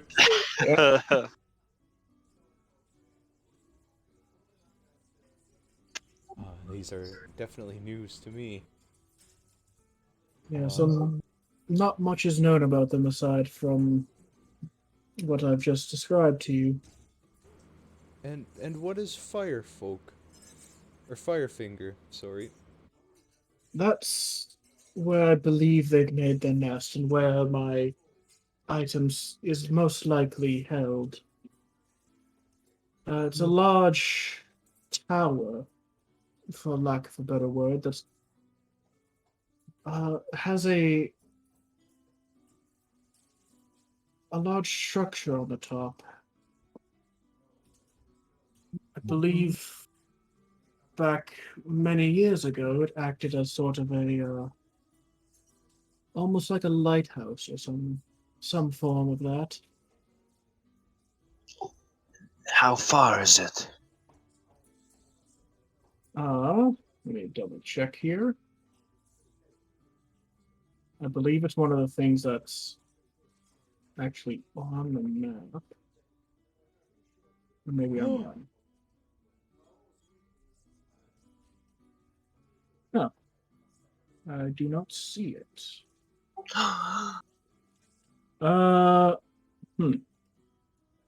What's around here? Oh, there it is.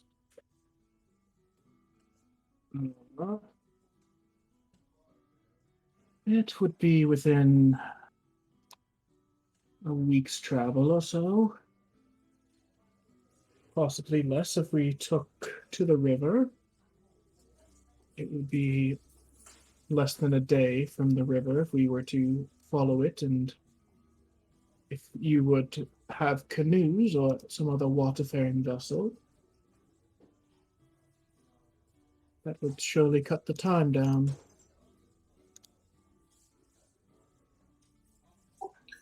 And what do you think of the other guides? Her face sours a little bit.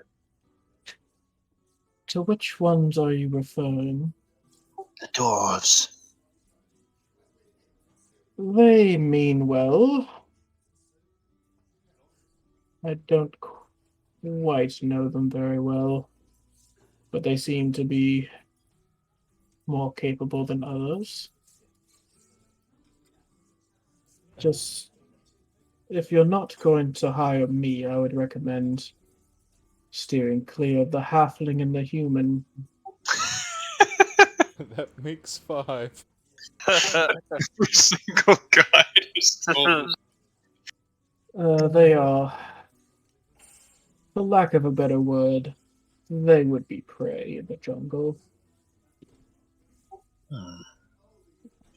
That is all the questions I have.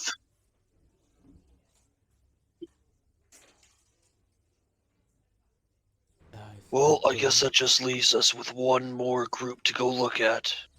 Does it? I would rather not. It does not sound like it is even worth our time to talk with them. I leave you guys. I walk over to the table. Oh God, I do not go with him. To where the other two are? Yep.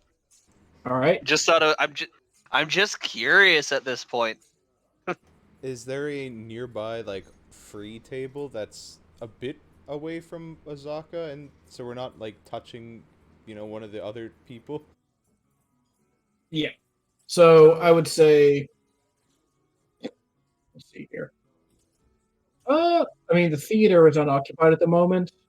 There's like one guard over here that's kind of like shooing people away from it.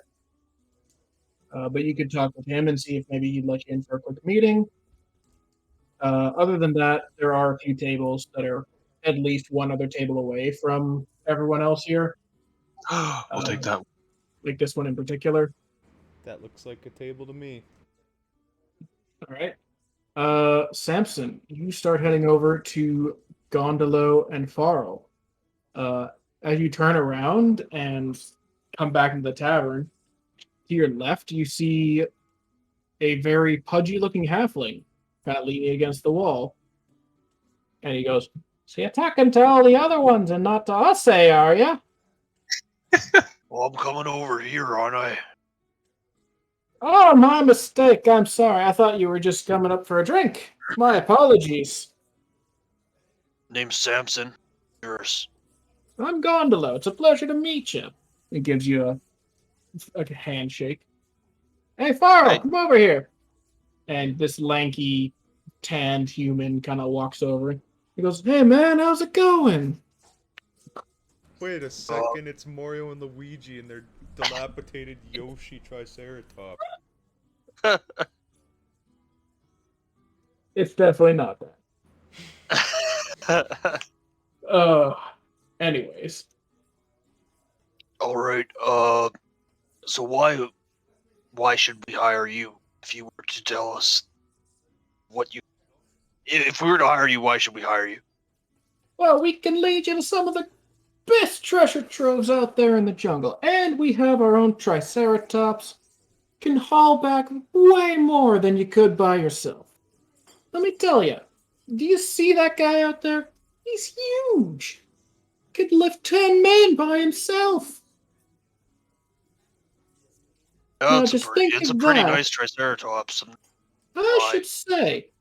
Now, just think about that beast's strength and think about how much a coin weighs, how much a gem weighs. Now, obviously, they don't weigh a lot on their own. You put them together, they start weighing a lot.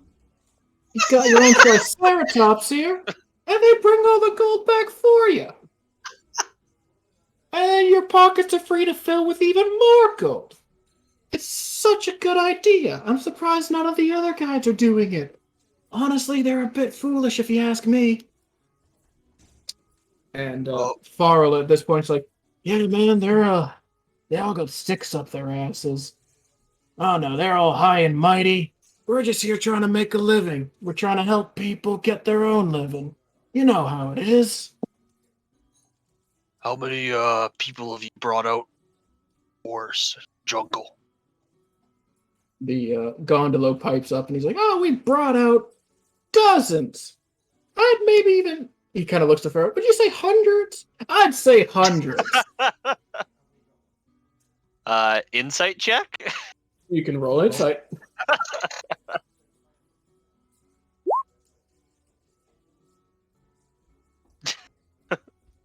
From what you can tell, he's being honest. Well, look, I'll talk to the other guys. We've heard, if I want to be perfectly honest, we heard them. They've been bad-mouthing the rest of them. Since you're new here or something. But talk to the other guys. We'll see what. I've heard a lot of these guys talking about that too. They're just scared. They don't want us hoarding in on their business when we're just so competent at our jobs. They see us as threats. They're gonna talk us down. Really, we're the best option for you and your strange band of friends over there. And Farley's just like, "Yeah, man, just because we're new in town doesn't mean we don't know what we're doing. For all they know, my family could have grown up here or something, you know?" Did your family grow up here or something? No, but that's what I'm saying, is they don't know anything about us. They see a halfling and a human who aren't from here, and they demonize us automatically.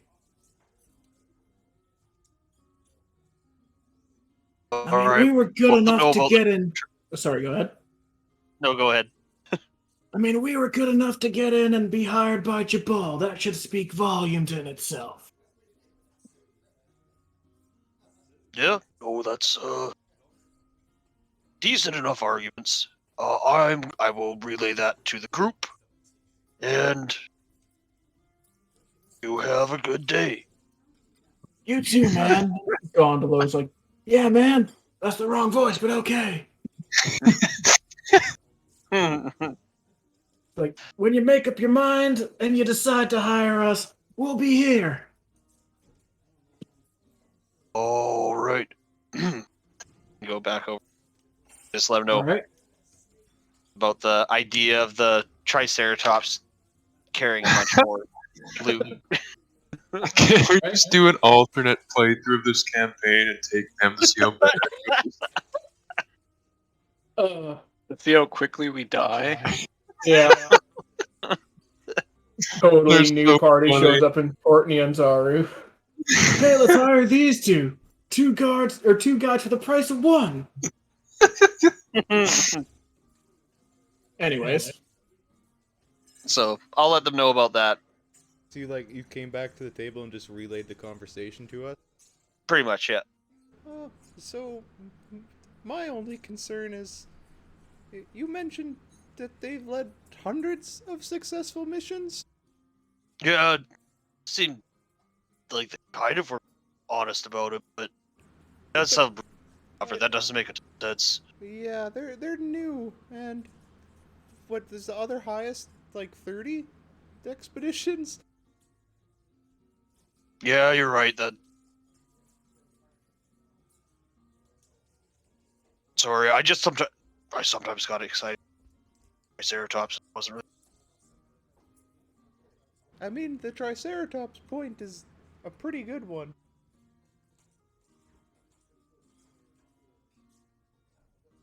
That being said, I think I would put my vote towards one-armed dwarf because dragon.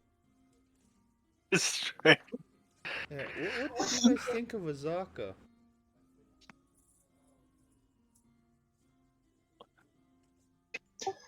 Trust her with our lives.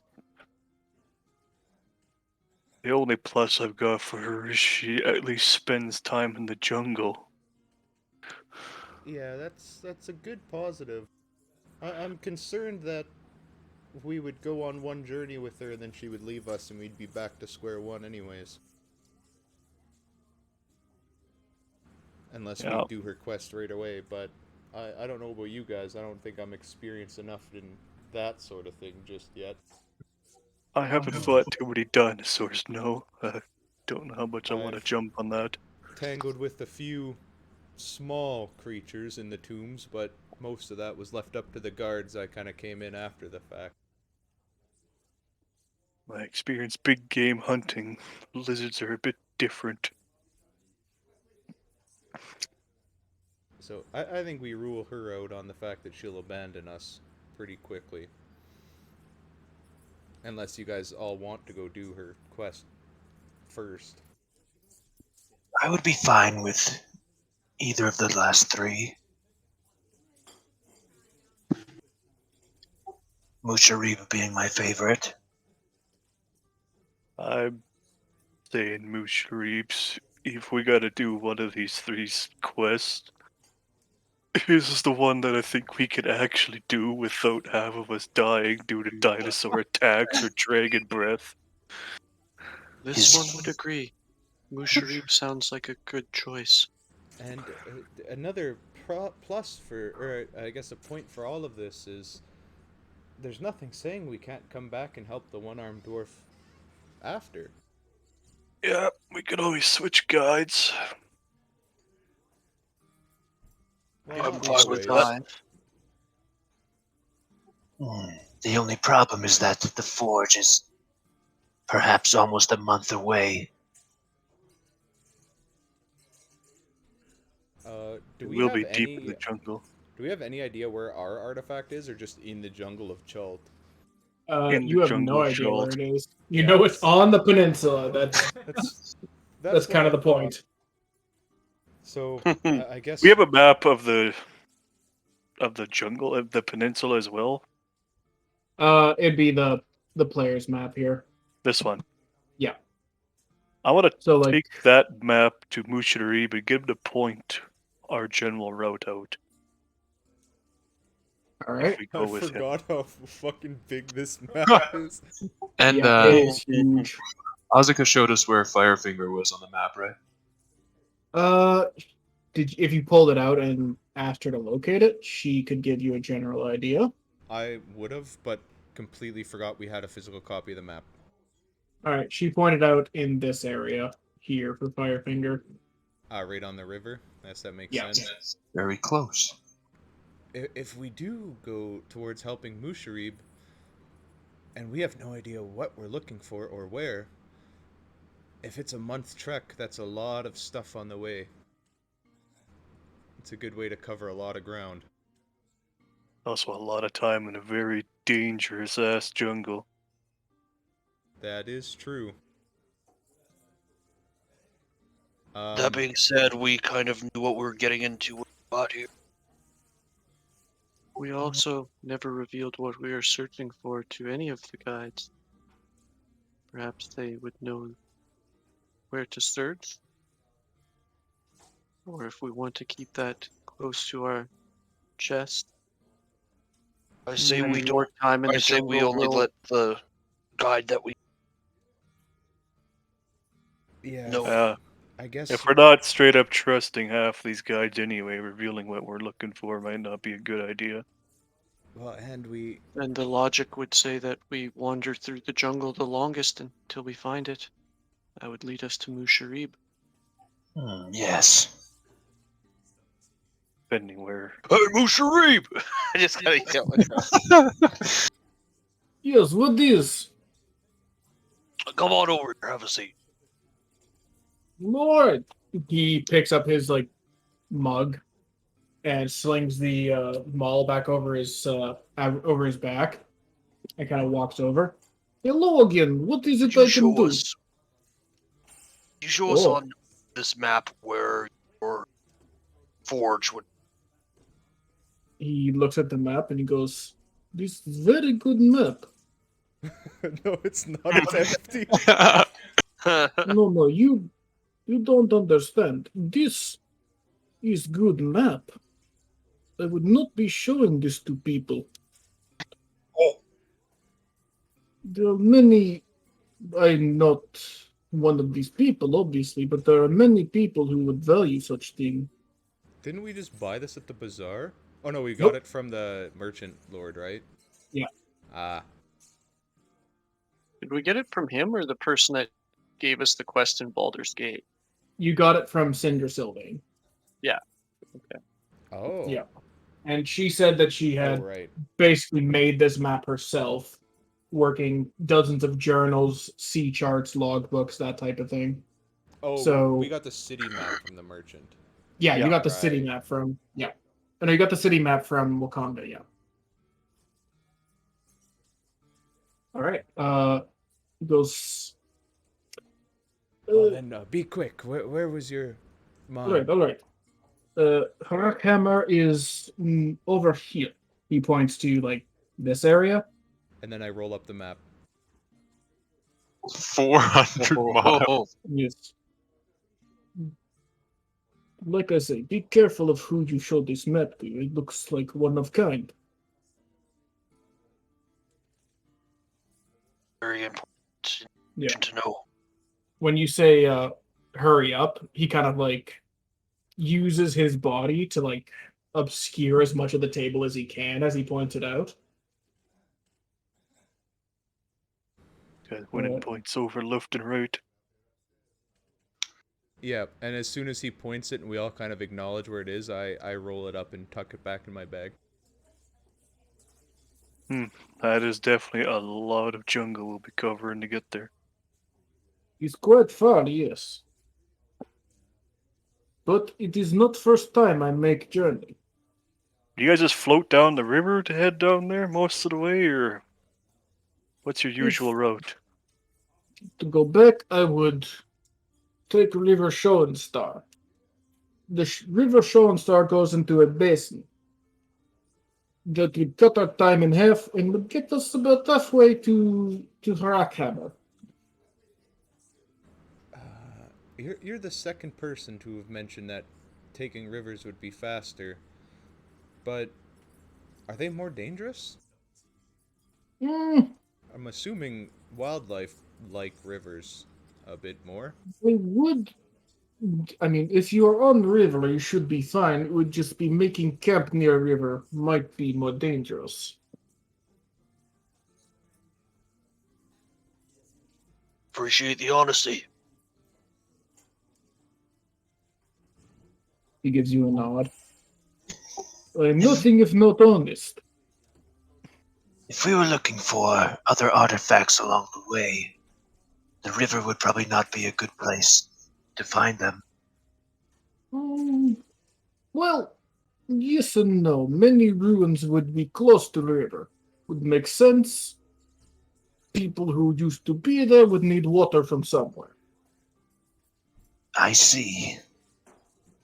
That being said, the rivers don't go all the way through the peninsula. He kind of like mentions the peaks of flame, for example, and is like, between Sky Lizard Mountain and Peaks of Flame and Cobalt Mountain is pure jungle. Ah, There's not many people who try to go there. They don't think it would be a place to find things.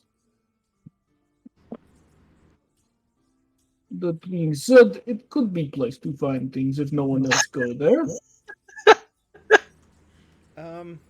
So, excuse me for a second. What do you think, guys?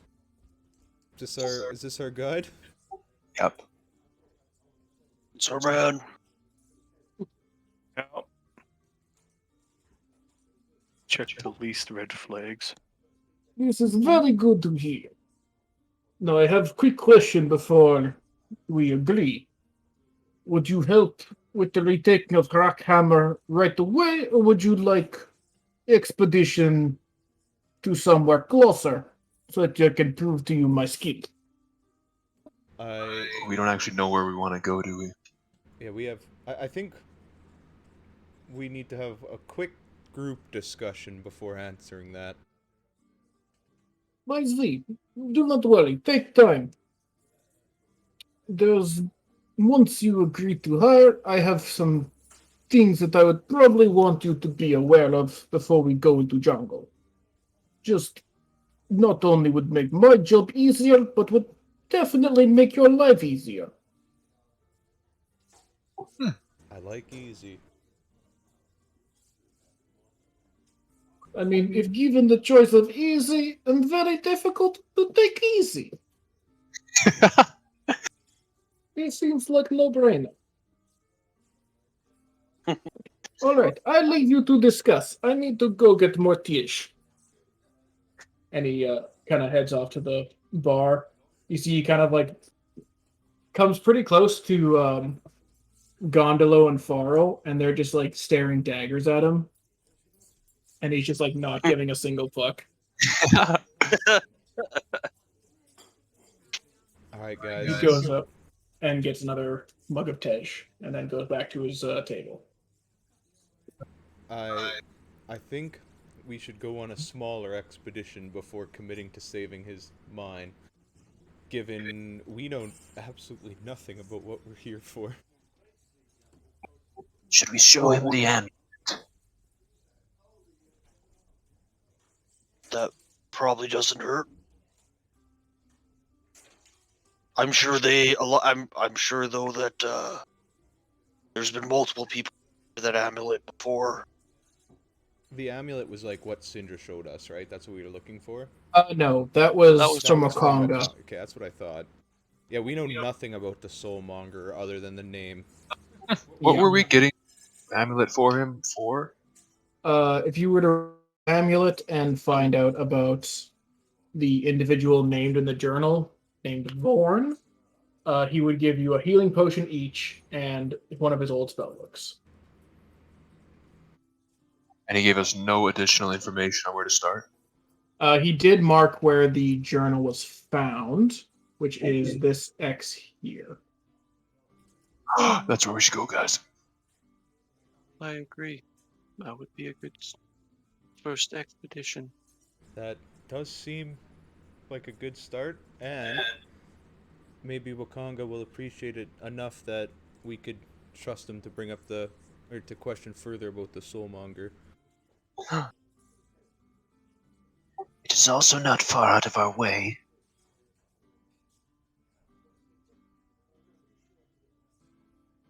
Sounds like if we go on the expedition and find that Musharib is competent, we can continue back to the river and continue on to his homeland. Is good blood. See what say.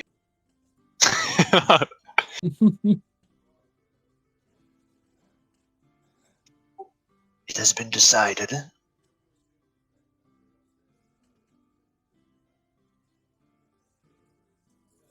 All right. So you guys head over to Musharib and let him know that you'll be hiring him. Yeah. All right. So you would say like we're gonna go to the short expedition and see how it goes, or? Yeah. Yeah. Mm. All right. This sounds good. He kind of looks around the bar. There is a meeting room on 3rd floor. Perhaps we discuss detail there.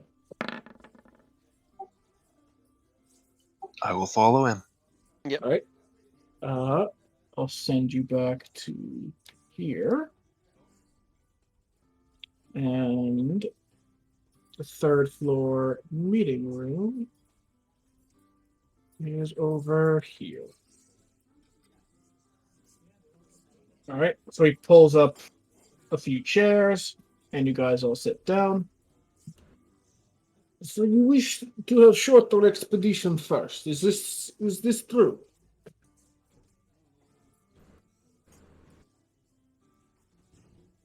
Sorry, I missed part of that. Is what true? He asked if you were going with the shorter expedition first. Yes. It would let us get more familiar with the jungle before, we travel across Chult. I see. And it would allow, you and us to get more familiar as a group. I see. I have one question, however. Should this expedition go as planned, can I then count on you to come with me to Harakhamar? Yeah, If everything goes so. as If everything planned. goes as planned. Yeah. We should be able to. We'll see if you're competent. If you actually prove to be a trustworthy guide. And we should have no problem coming to help you and If all things having you work be our as connection. expected. This is good. If that is the case, and I reserve the right to change this in future, but if you promise to come to Harakhamar after this expedition is done, I will not charge you for this first expedition.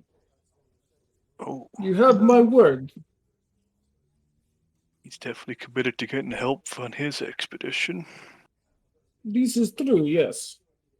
The longer these fire newts infest my home, the more of their stock of resources they use, and the more that we have to replace, the more work is involved. We want them gone as soon as possible.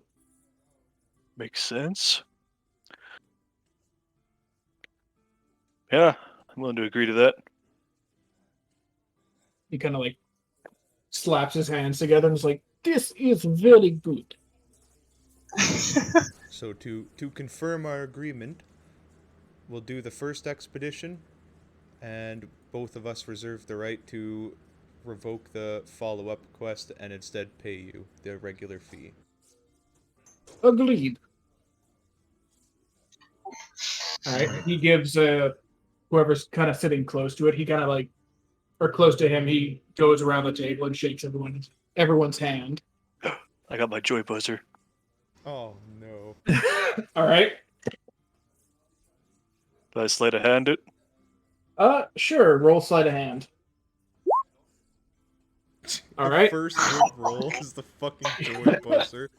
Yep. I guess there was a few others. He gets a hearty zap from your joy buzzer, and he's like, kind of like steps back a little bit, and he's like, "Oh, this is a good joke. I like this. But in all seriousness, I must shake hand."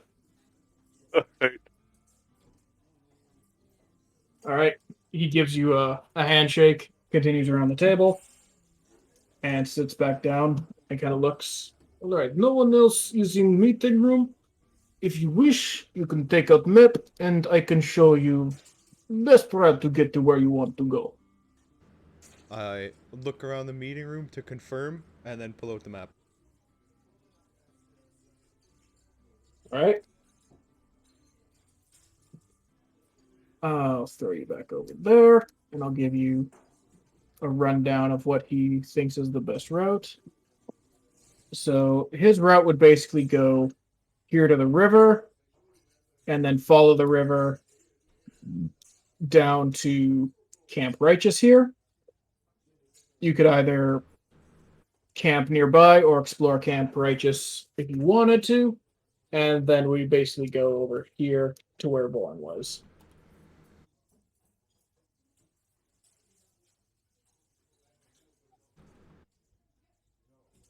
Decent jungle expedition.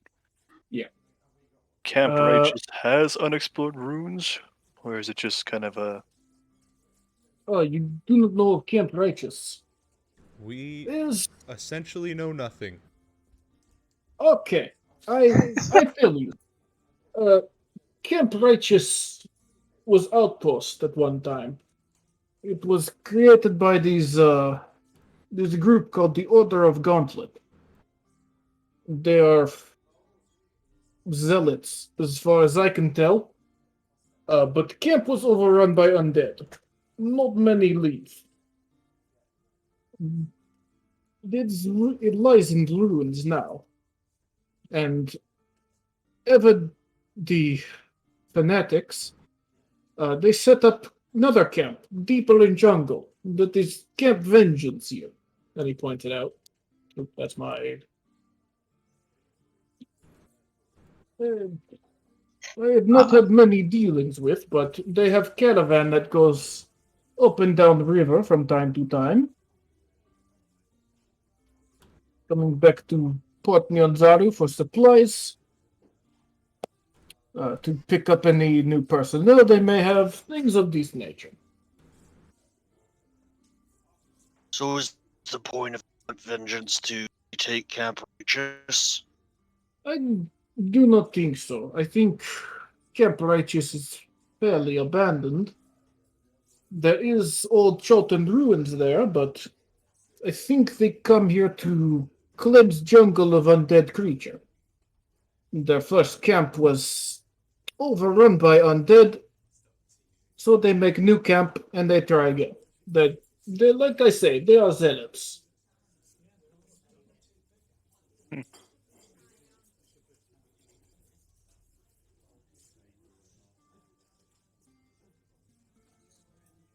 Sounds good. And so sorry, I've been having a little Discord issues. You could cut out at the start there. Why is he pointing out these two camps? So I think someone asked about Camp Righteous. And so basically he was explaining kind of like what that was, how it was overrun by undead, and the Order of the Gauntlet that set up a second camp called Camp Vengeance, a little bit further into the jungle.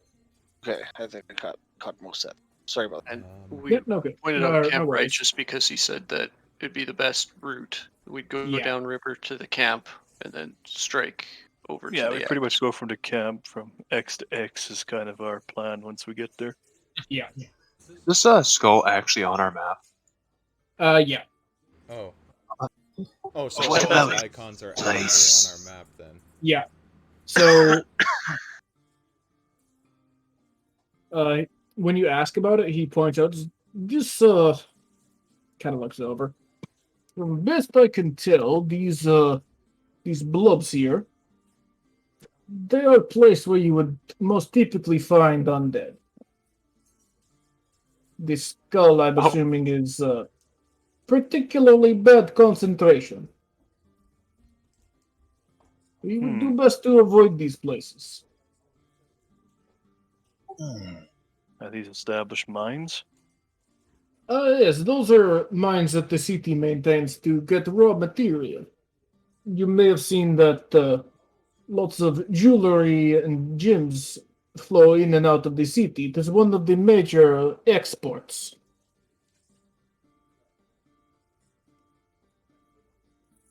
All right.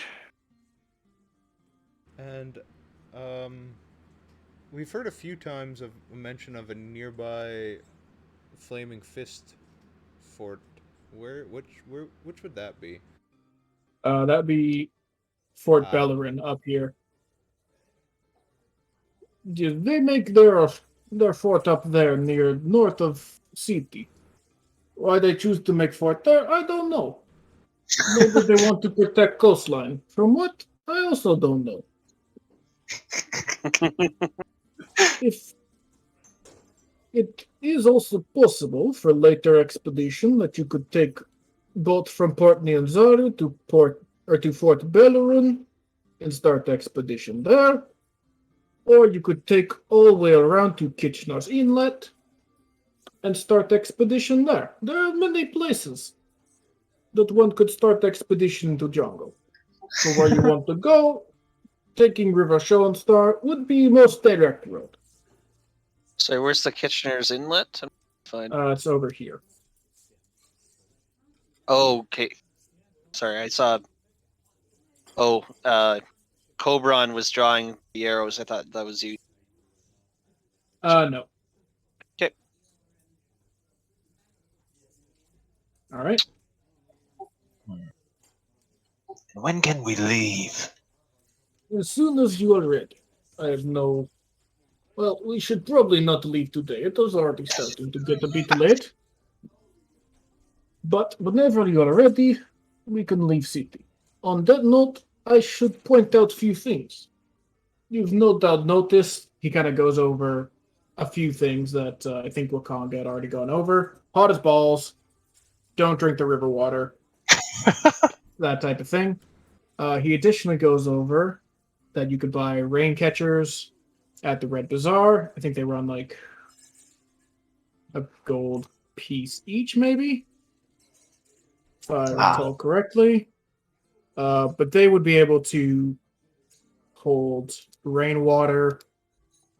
Where the heck is that handout? I'll find it eventually, but I think it is. Did they mention how many people like a rain catcher can sustain? Do we need one each? I'm trying to find that at the moment. It has like this is how many gallons it can catch. Oh, here we are. Special items. Rain catcher holds 2 gallons of water per inch of rainfall and can hold up to 8 gallons. So it would be able to satiate 2 people for a day, assuming you get enough rain. Yeah, they cost 1 gold. There's also various insects in the jungle, some of whom are known to carry disease. So insect repellent would go a long way for the party's health. It comes in 2 varieties: giant blocks of incense that burn for 8 hours and repel insects in a 20-foot radius. There are also gourds of salve that you can buy for 1 gold piece, and that gives you 20 applications of an odorless salve that protects you for about 24 hours. Nice. So 1 GP would doubling up on that help? Doubling up on the incense and the gourds? Yep.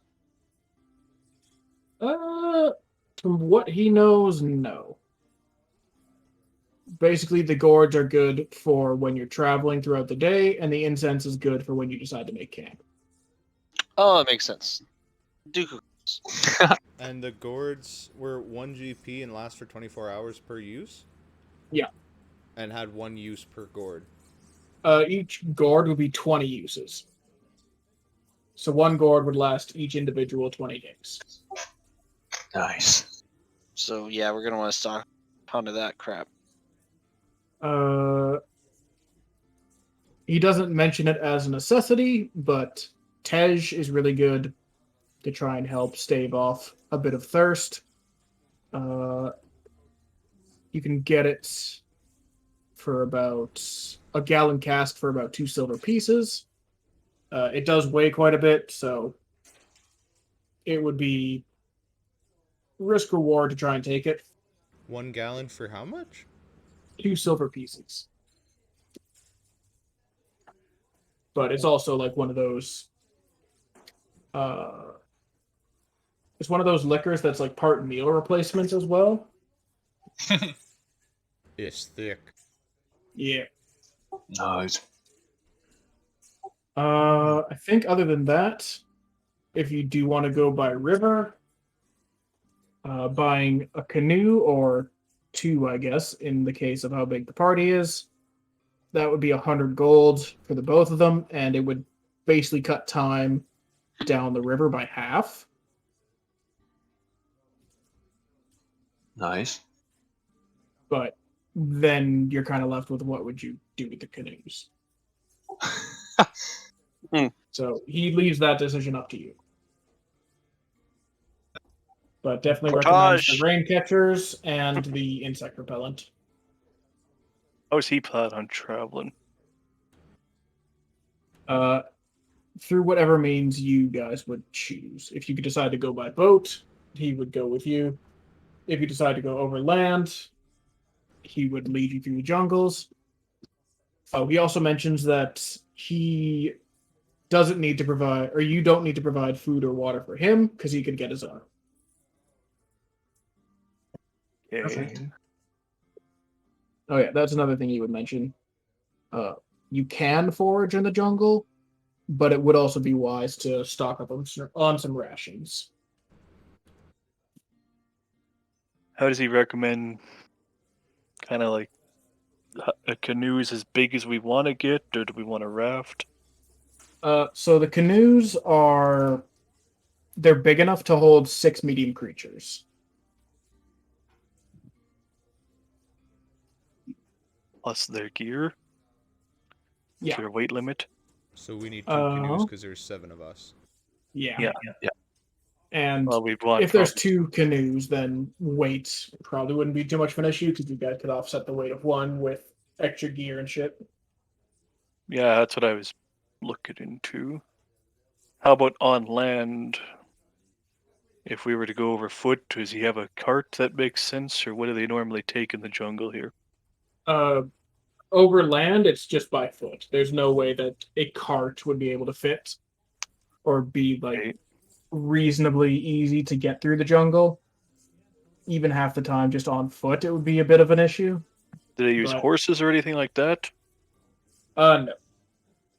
Or dinosaurs or no riding animals? Triceratopses. Hey, wait a second. How would they bring a Triceratops then? So pack animals could work. You just have to also maintain the cost of feeding and watering them. Oh God. No thanks. Yeah. So at dawn, we will purchase our equipment and be off. Oh, we could probably get some stuff just tonight to the tomorrow. Ooh. Yes, you could get supplies realizing tonight. Cobra and me could team Scratchy Voice. Mine keeps changing. You could get supplies tonight. The Grand Souk is open well after dark.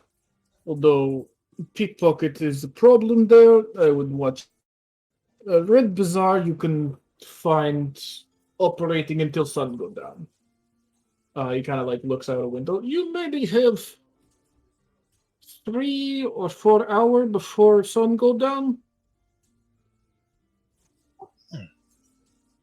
So if you want to go to Red Bazaar, I recommend doing that sooner rather than later. Any quality of canoes to be looking for? Or anyone we shouldn't be buying from if we wanted to actually stay afloat? As far as I know, there are no merchant in these markets would be charlatan. They keep fairly close eye on people who do business there. Alright. So insect repellent and rain catchers, the 2 priorities? Yes, canoe is luxury if you can afford. If not, we can go by foot. He kind of looks at a few of you and's like, maybe get canoe. Hey, who do you look at? He looks at Dirge and Morovakri, and actually Kuratov is pretty decently sized, so he doesn't quite look at him, but Zeno is also very live looking. I mean, no mean to insult, but few of you don't look very hearty. I'm assuming you have skills in other facets, but it's dangerous out there. I spent most of my youth exploring ruins. Then you should be fine. But the ruin is one part of jungle. Yeah, typically the ruins were very easy to get to, I'll give you that. Yes, getting to the ruin is probably harder than actually exploring ruin.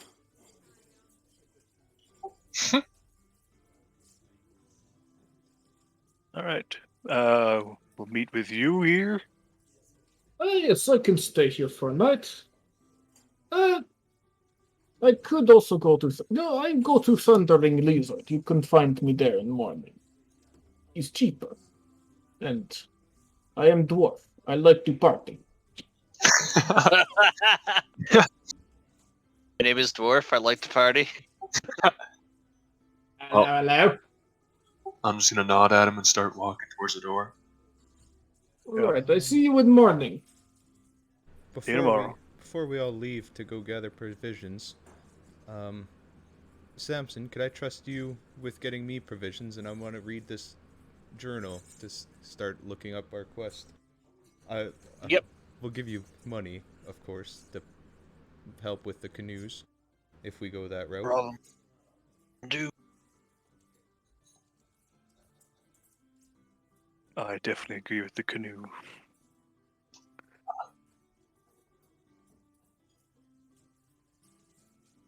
we might have to figure out how much money it will take, though.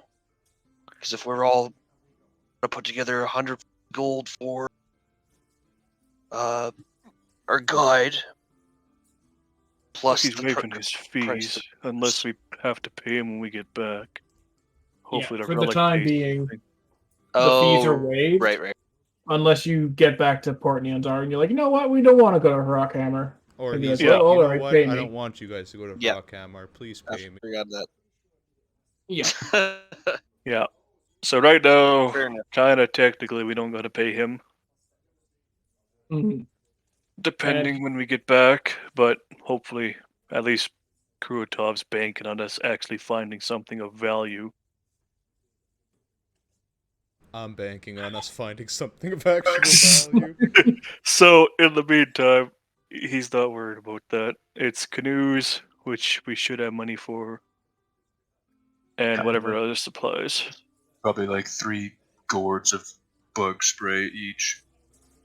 Yeah. Water, Months food. worth. A chunk of rations, a chunk of. We're the coming incense back provision. after the first expedition here, aren't we? Because we got to talk to Dink to prove we finished his quest anyway. That, and given how much resources we need to actually do this, I would say we would. And it's probably like a week there and a week back. Yeah.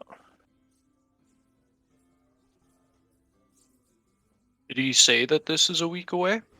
I thought the Firefinger quest was a week away. No. This quest to go over here would be not super long. 1 second.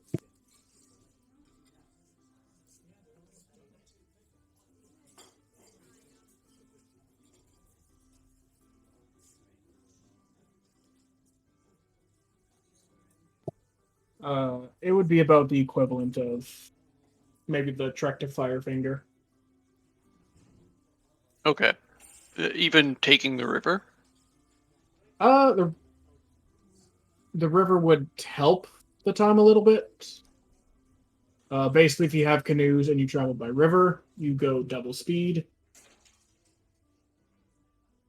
But there is a little bit where you'd have to be on land anyways, so I'm guessing, yeah, like a 10-day.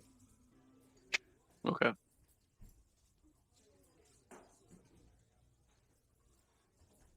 Yeah. And depending how badly we get our asses kicked going through the jungle. Well, even the river could be spooky. I think there's a lot of spooky here. Yeah. Well, I think now it's time for the funnest part of every D&D campaign, making pooling all of our gold and making a spreadsheet of what we need and what we can afford. We could probably do that off stream. Yeah. Yeah, we will do the interesting shopping off stream at least. I don't think stream wants to hear us talking about how many rations we can min max. Yeah, that we can save, and I can just give you guys some information about what rations and everything cost. Oh wait, chat says we gotta make the spreadsheet, boys. Okay, we're doing it. Doing it live. All right. So let's see here. If you're traveling double speed by canoe for the first little bit.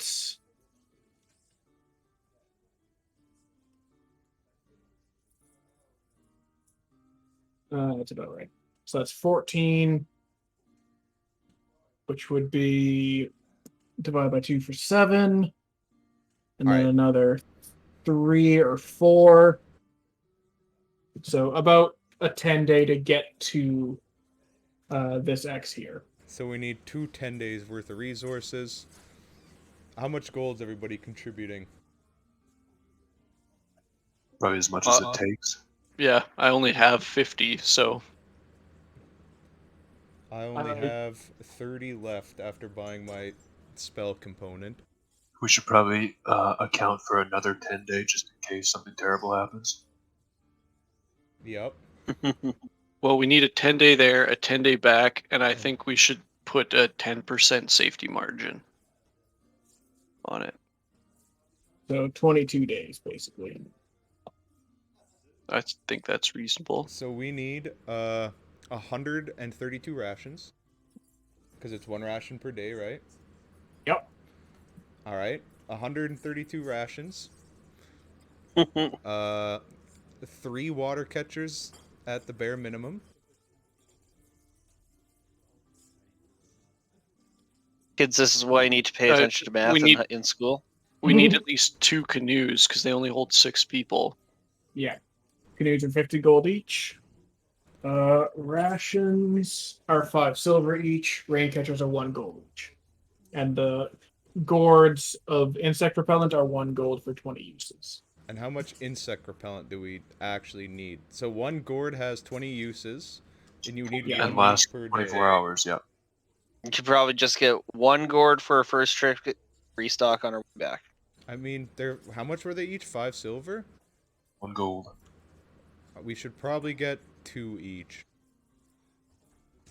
In case, I don't fucking know. Well, if there's stick bugs, need 2. I mean, they don't go bad. We're gonna fucking flip our canoes and die. In which case, we wouldn't need them anyway. Alright, let's just say 9 gourds, because we don't each need 1. Yeah, there we go. Each need 2. So we got 9 gourds. Do we want incense bricks for the camp, or the gourds covering it? Just the 24 hours. Alright. 9 gourds, 132 rations, 2 canoes, partridge and a pear tree. And some rain catchers. And how many water skins do we bring in? How many water skins does a rain catcher supply? Well, Blake said a rain catcher can supply up to 2 people with water per day, assuming sufficient rain. So, I think we should each buy a rain catcher and water skins so that any extra. Yeah, so we could top up an extra one. So 3. Everyone has to have 3 water skins, so we can have a couple extras. 4 water skins a day. Oh, it's worse than hell. All right. So we need 4. So Ah, we should fuck, we probably set up have 2 8 water. water skins each. At least, yeah. They do weigh 5 pounds apiece. That's with fluid in them, right? Yeah. So I guess the 4 spare ones. Yeah, I guess might as well factor them weighted. So that's So 48 one water one skins. And what was the price of a water skin? They're pretty cheap, I think. do we maybe want to do this off camera Nope. instead of Somebody in Nope. stream said they That want spoke. Nope. okay, Okay. okay. Sorry, Yep. Gonna do it for the stream. all right. Right. Blake, what's the price of a water skin? You 2 find that right silver. now. Correct. So 5 of them is a gold. So we're buying 50 and I'm rounding up to 10 gold.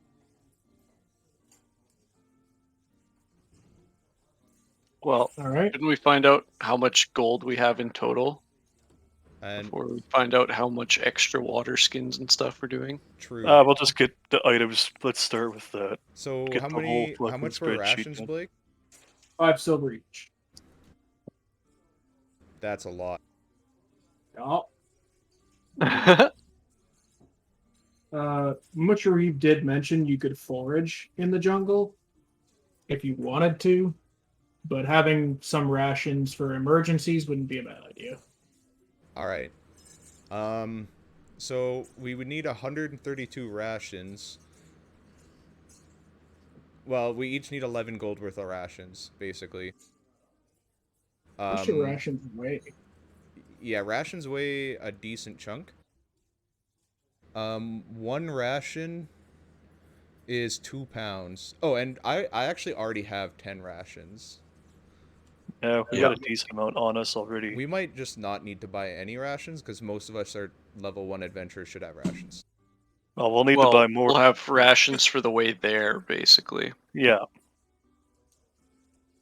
I would assume that we don't forage any food because none of us know anything about the jungle. So 60 rations, which give us 10 each. I guess we would, if we're not forging at all, and assuming you all have 10. Yeah, I got 10. That's our shopping list. Easy. Yep. All right. Zeno pulls out an abacus, starts adding it up.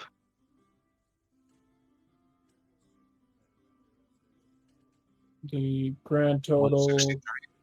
Yeah.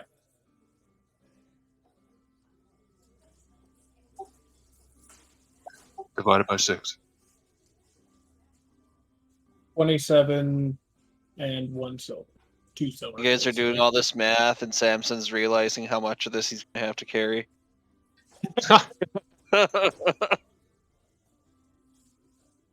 I can hold 60 pounds. How are we doing encumbrance, Blake? Regular encumbrance. Which just means you hit your max weight and you're fucked. There's no penalty before that, right? I believe so. Yeah, I think variant encumbrance is where Yeah, there's when like a shit gets penalty at fucked. 80% or something. So 27 and a silver each. Yeah, I think so. All right, I guess handed mine to Samson already. Alright. So I have 65 gold that we can apply to this. Well, everybody only needs to put in 27 gold and 27.1. a couple silver. Okay. Alright. Who wants to be the joint gold carrier? Because I'm Gibson out.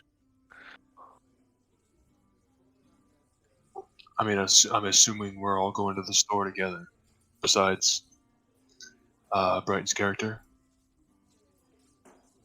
Yeah, sure. Yeah, I got Alright.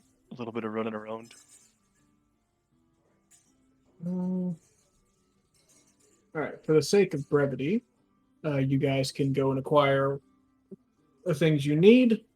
So mark off the appropriate amount of gold from all of you. 27 and 2 silver. I'm just making mine 28. All right.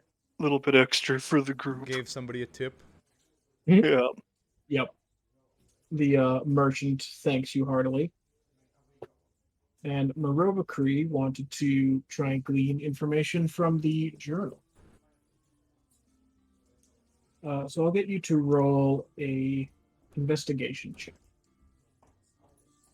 All right.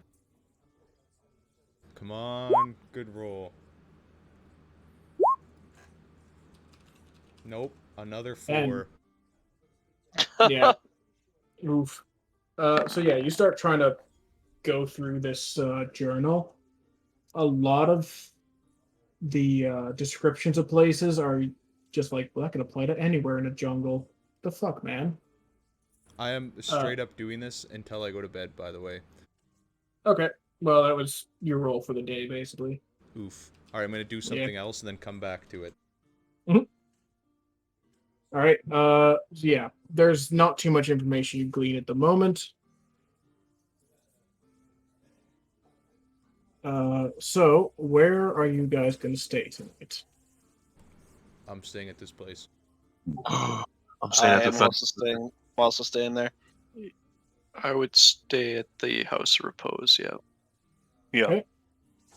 So mark off 1 gold, whoever's staying at Kaya's House of Repose, and mark off. Actually, let me double check. Wait, I guess what time of day is it? Are we actually doing this at? Once you get the shopping done, it'd be getting close to like early evening. Okay. Yeah, 'cause I'm assuming you basically like teleported in at midday. We've got guys. We have 1 night before we're spending months and months in a jungle. Yep. I'm okay with paying the little bit extra gold. Go stay at the other tavern. Stay at the fancy place. Yeah, I'm staying at the fancy one. One of the shitty one. Shitty one too. All right. Where the hell is there? Here we are, lodging. Yeah. So, 5 silver just for the room, meals not included, or 1 gold for the room with meals at the Thundering Lizard, and Kaya's House of Repose is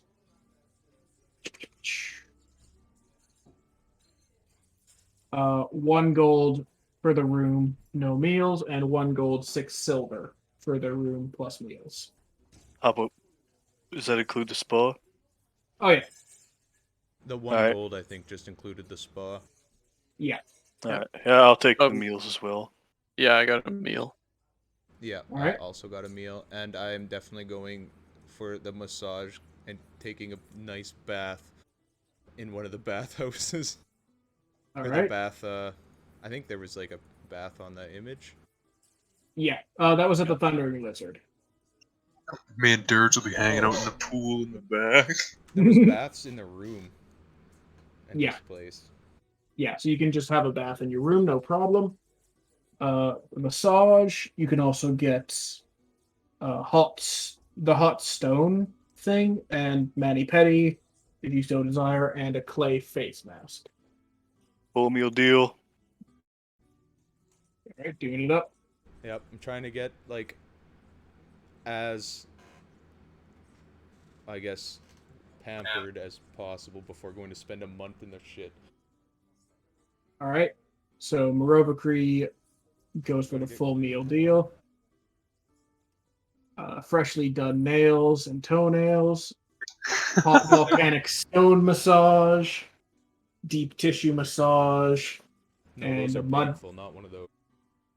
All right, well, I just a wouldn't be regular walking the massage. next then. day. Clay mud mask and that type of thing in a hot springs. It's a good time. You enjoy yourself. The rest of you going to the Thundering Lizard, mark off accordingly for if you want food or not. If you don't mark off for food, you do have to either get food in the morning or mark off a ration. I got food. All right. Yeah, so mark off accordingly. And yeah, the night passes without too much of an issue. You guys get up in the morning and head to the front gates. There's a little bit I'm doing before we leave that first night. Okay, what would you like to do? I wanted to find the fucking improved face paint guy that I got a hold of. Or that he told me to go talk to. Okay, so that would be over at the dye works. Yeah, I was way the fuck different part of town. Yeah, it was in York. Yeah. I want to go gank somebody. God damn. All right. God. I like it. We'll do Kirov first, or Kuratov, I mean. So let's switch it back to the city here. All right, so you wanted to head to the dye works. Yep. Which was over here. All right. Let's see. This would be getting close to early evening.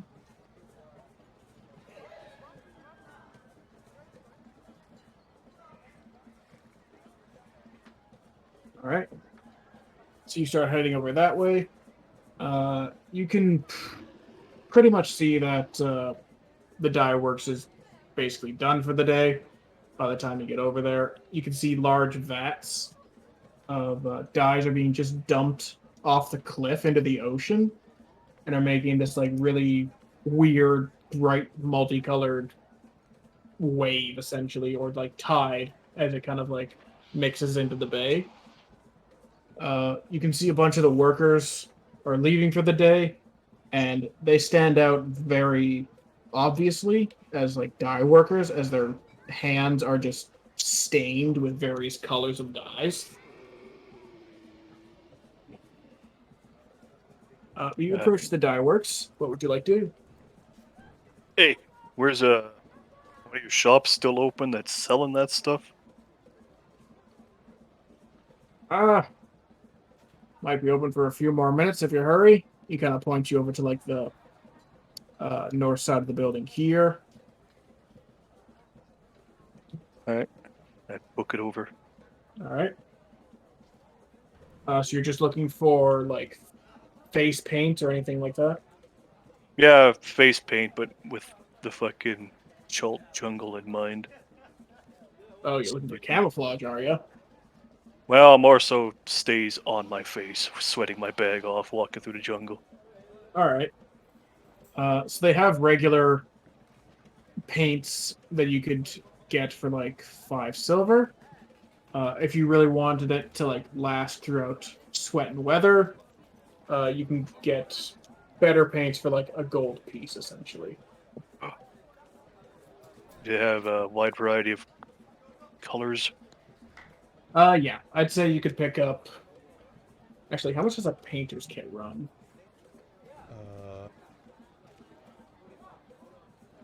Painter supplies. Yeah, you could pick up.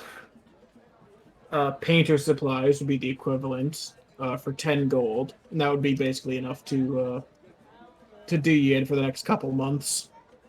Perfect.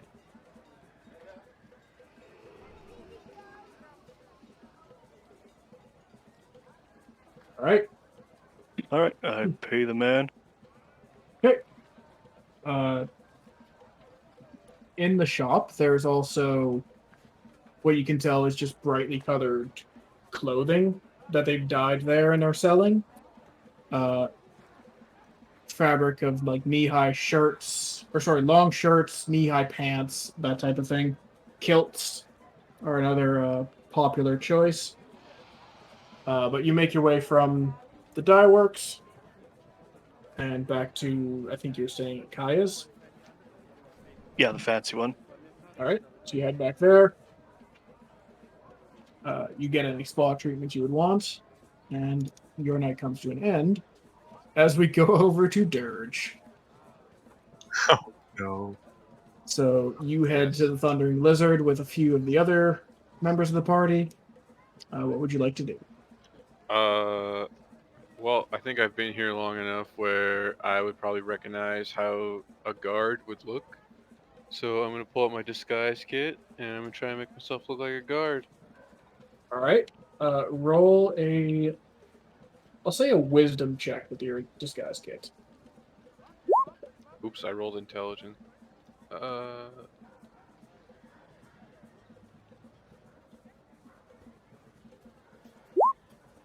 Oh my Oh, god. God! All right.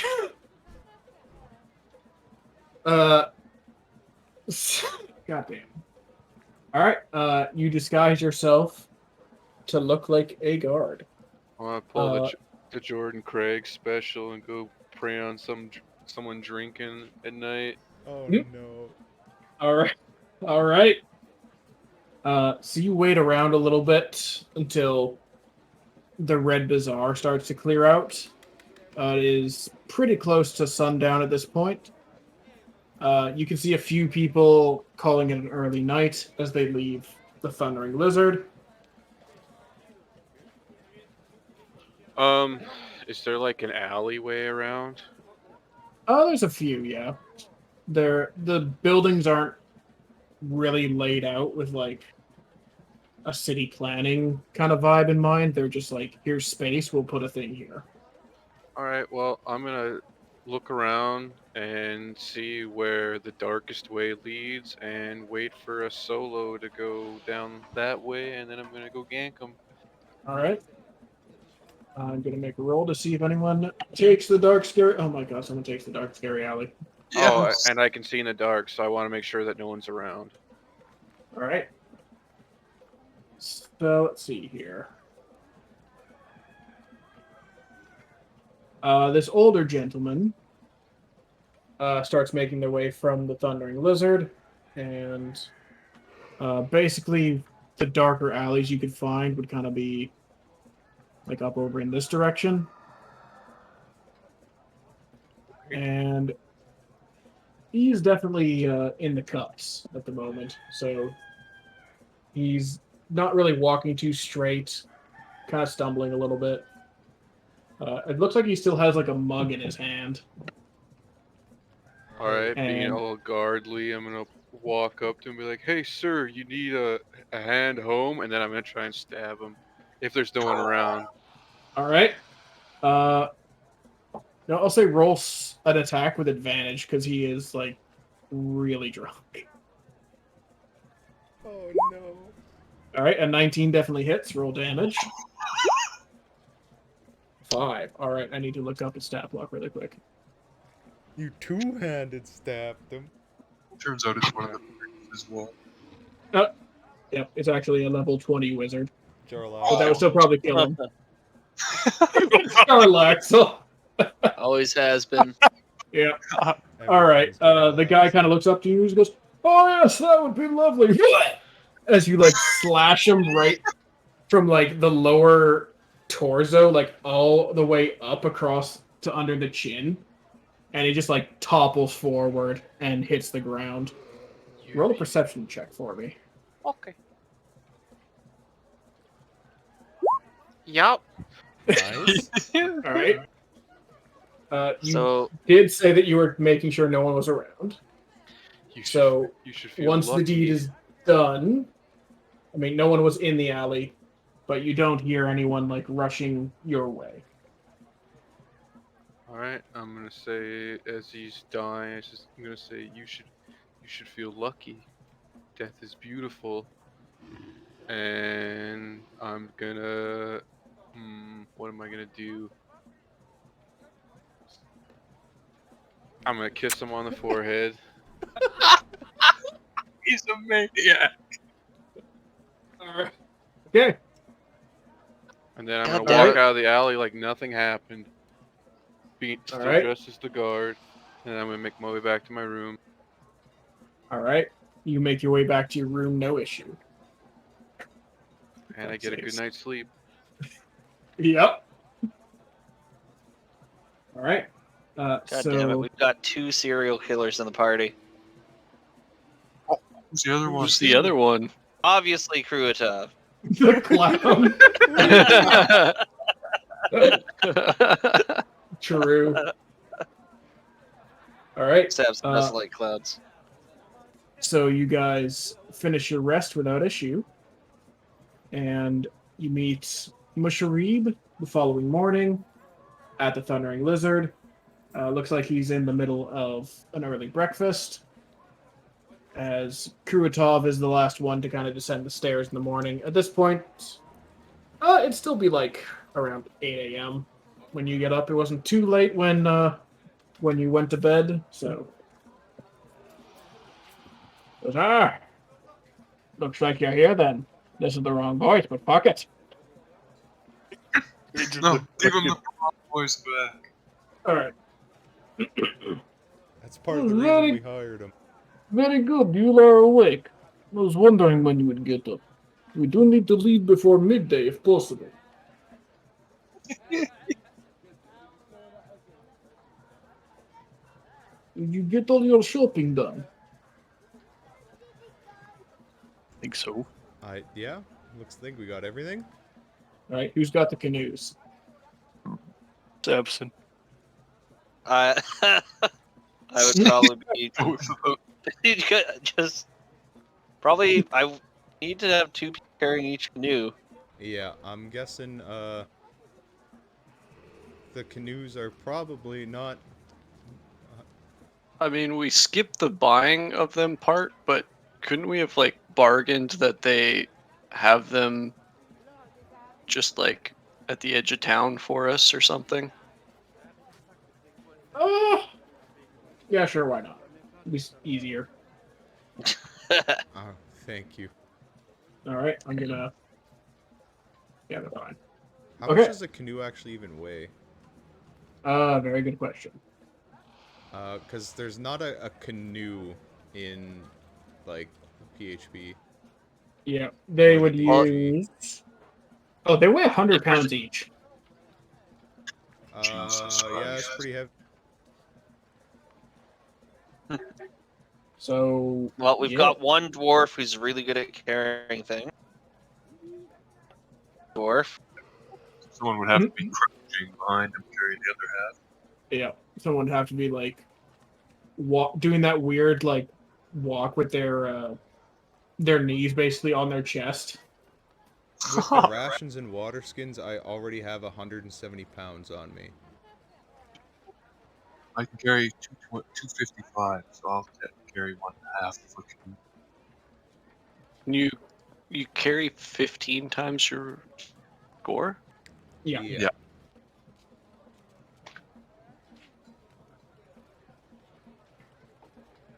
Alright. So you figure it out. Not too big of an issue. I just dropped torches on the ground. What you throw away? These are... Well, I mean, I don't need, but maybe you need. I don't know. I cannot carry that much. This wallet's right outside. Why you not go sell? I will go try to sell the 5 torches. Alright, they'll buy them for... Look, I could... Oh, sorry, I just turned Krush for a second. I can carry that for you. What? I will hand him the 5 torches to carry. Alright. I've never lit a torch in D&D. I'm not too concerned about them. Little did you know, I wrote this entire homebrew bit of the campaign specifically needing torches. Where you get $2 instantly. Conveniently, I kept 5 torches. Shit. Oh, I Plots gotta ruined. rewrite now. Yep. Alright, anyways. I'm gonna sell my longbow and 20 arrows. Okay. I'm gonna sell your longbow and 20 arrows. So you can get 25 gold for the longbow and 10 gold for the arrows. So 35 total.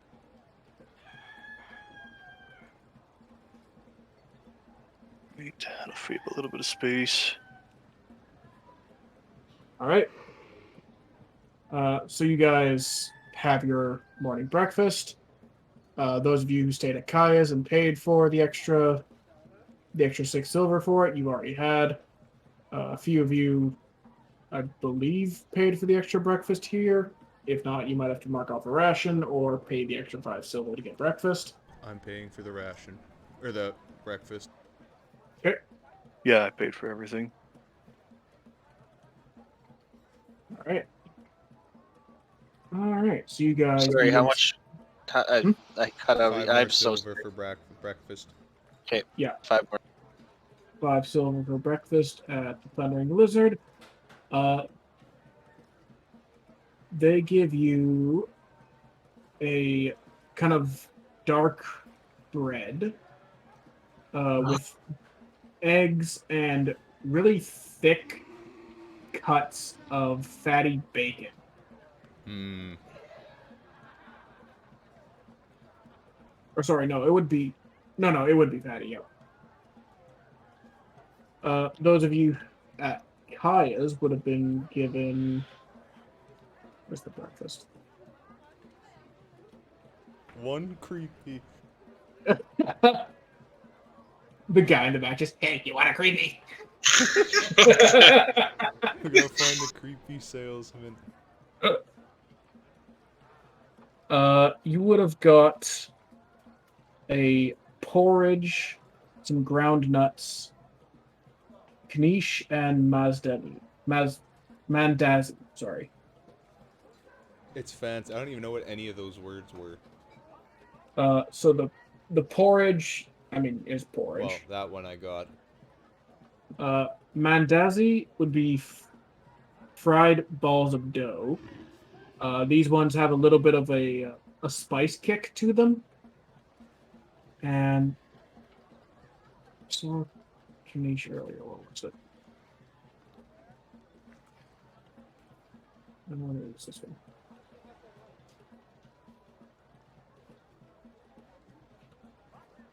Never mind, I can't find it.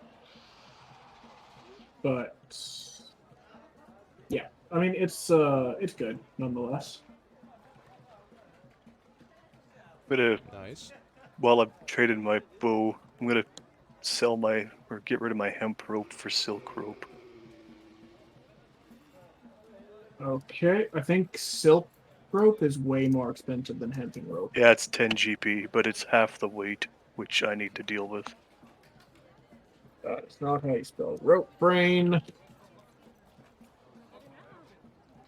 Yeah, my inventory's fucked because my background started me with a tent, a shovel, and a pickaxe. All right, yeah. So 10 gold for the silk rope. The hemp rope they'll buy for 5 silver.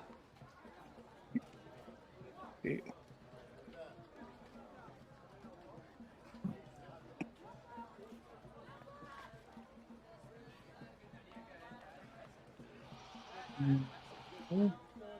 could have sworn I saw this listed somewhere, but maybe I'm just crazy.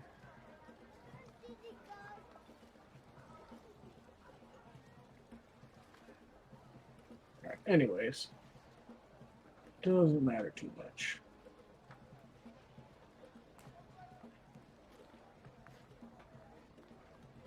Alright, so you guys finish up your morning errands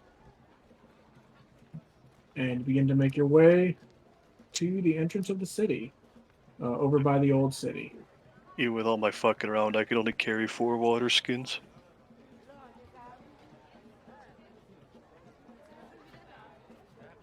All right. You guys make your way to the entrance of the city, and Musharib kind of like beckons towards the jungle and beckons back to the city and goes, well, say goodbye. You'll not be back for a little while. Goodbye. Yeah, and with that, we will call it for the night. I murdered someone, and now we're leaving the city for a long time. It's perfect. Perfect Fucking crime. guy. All right. Nat 20 disguise get rolled too. Like fuck. Yeah, I dropped my fucking proficiency by 4 and nat 20'd it. All right. With that, we can vote for inspiration for the night. And chat, feel free to throw a vote out there as well for anyone who you thought RP'd really well or rolled really bad or, made the best joke. Whatever you decide. I'm giving mine to our resident serial killer. Mhm. I only killed one person so far. He's technically not a serial killer yet. Not yet. Mine's going to Colton Ooh, for thank the you. RP. Nice.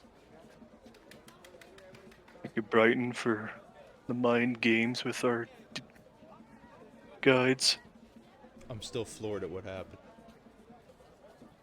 Mine's going to Samson for going to talk to the 2 idiots that Dirge or murdering somebody, catching me off guard. I didn't expect that. And I think I want to give mine to Colton for actually inciting people. Although it didn't really work out for us. True. Although I still think it probably sped it up a little bit because you ruled out the one person that was kind of the sketchiest, but had the best story. All right. I think it's gonna. Sorry? I was gonna say I think that's gonna end up turning out well for us. Yeah. I like Alright. that choice. And it doesn't have anything to do with Blake's Russian accent. Yep, not at all. Both dwarfs did have a good accent. Yeah. Those were the two accents I knew I could do the best, but I tried. So unless we get some chat votes, I'm going to have to cast a tiebreaker here.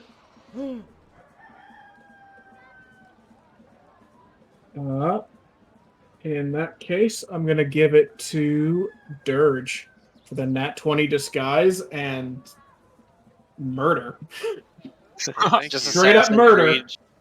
Yep. It wasn't even Assassin's Creed, it was just like ganking some poor fool. You need some help there, man? All right. All right. Well, thank you. Oh, I did have. All right. So next week I'm out on vacation and I'm the one who runs stream, so unfortunately we'll have to be missing stream next week. Yeah. We still doing tomorrow though, correct? Yep. Tomorrow we will be continuing on with our descent into Avernus, in which I don't know, one of these episodes we're bound to die. So. Oh, most likely. Well, I mean, there's a few of you left with unsold souls, so That's true. Yeah. What could possibly go wrong? Yeah. All right. bye. Bye. Good night.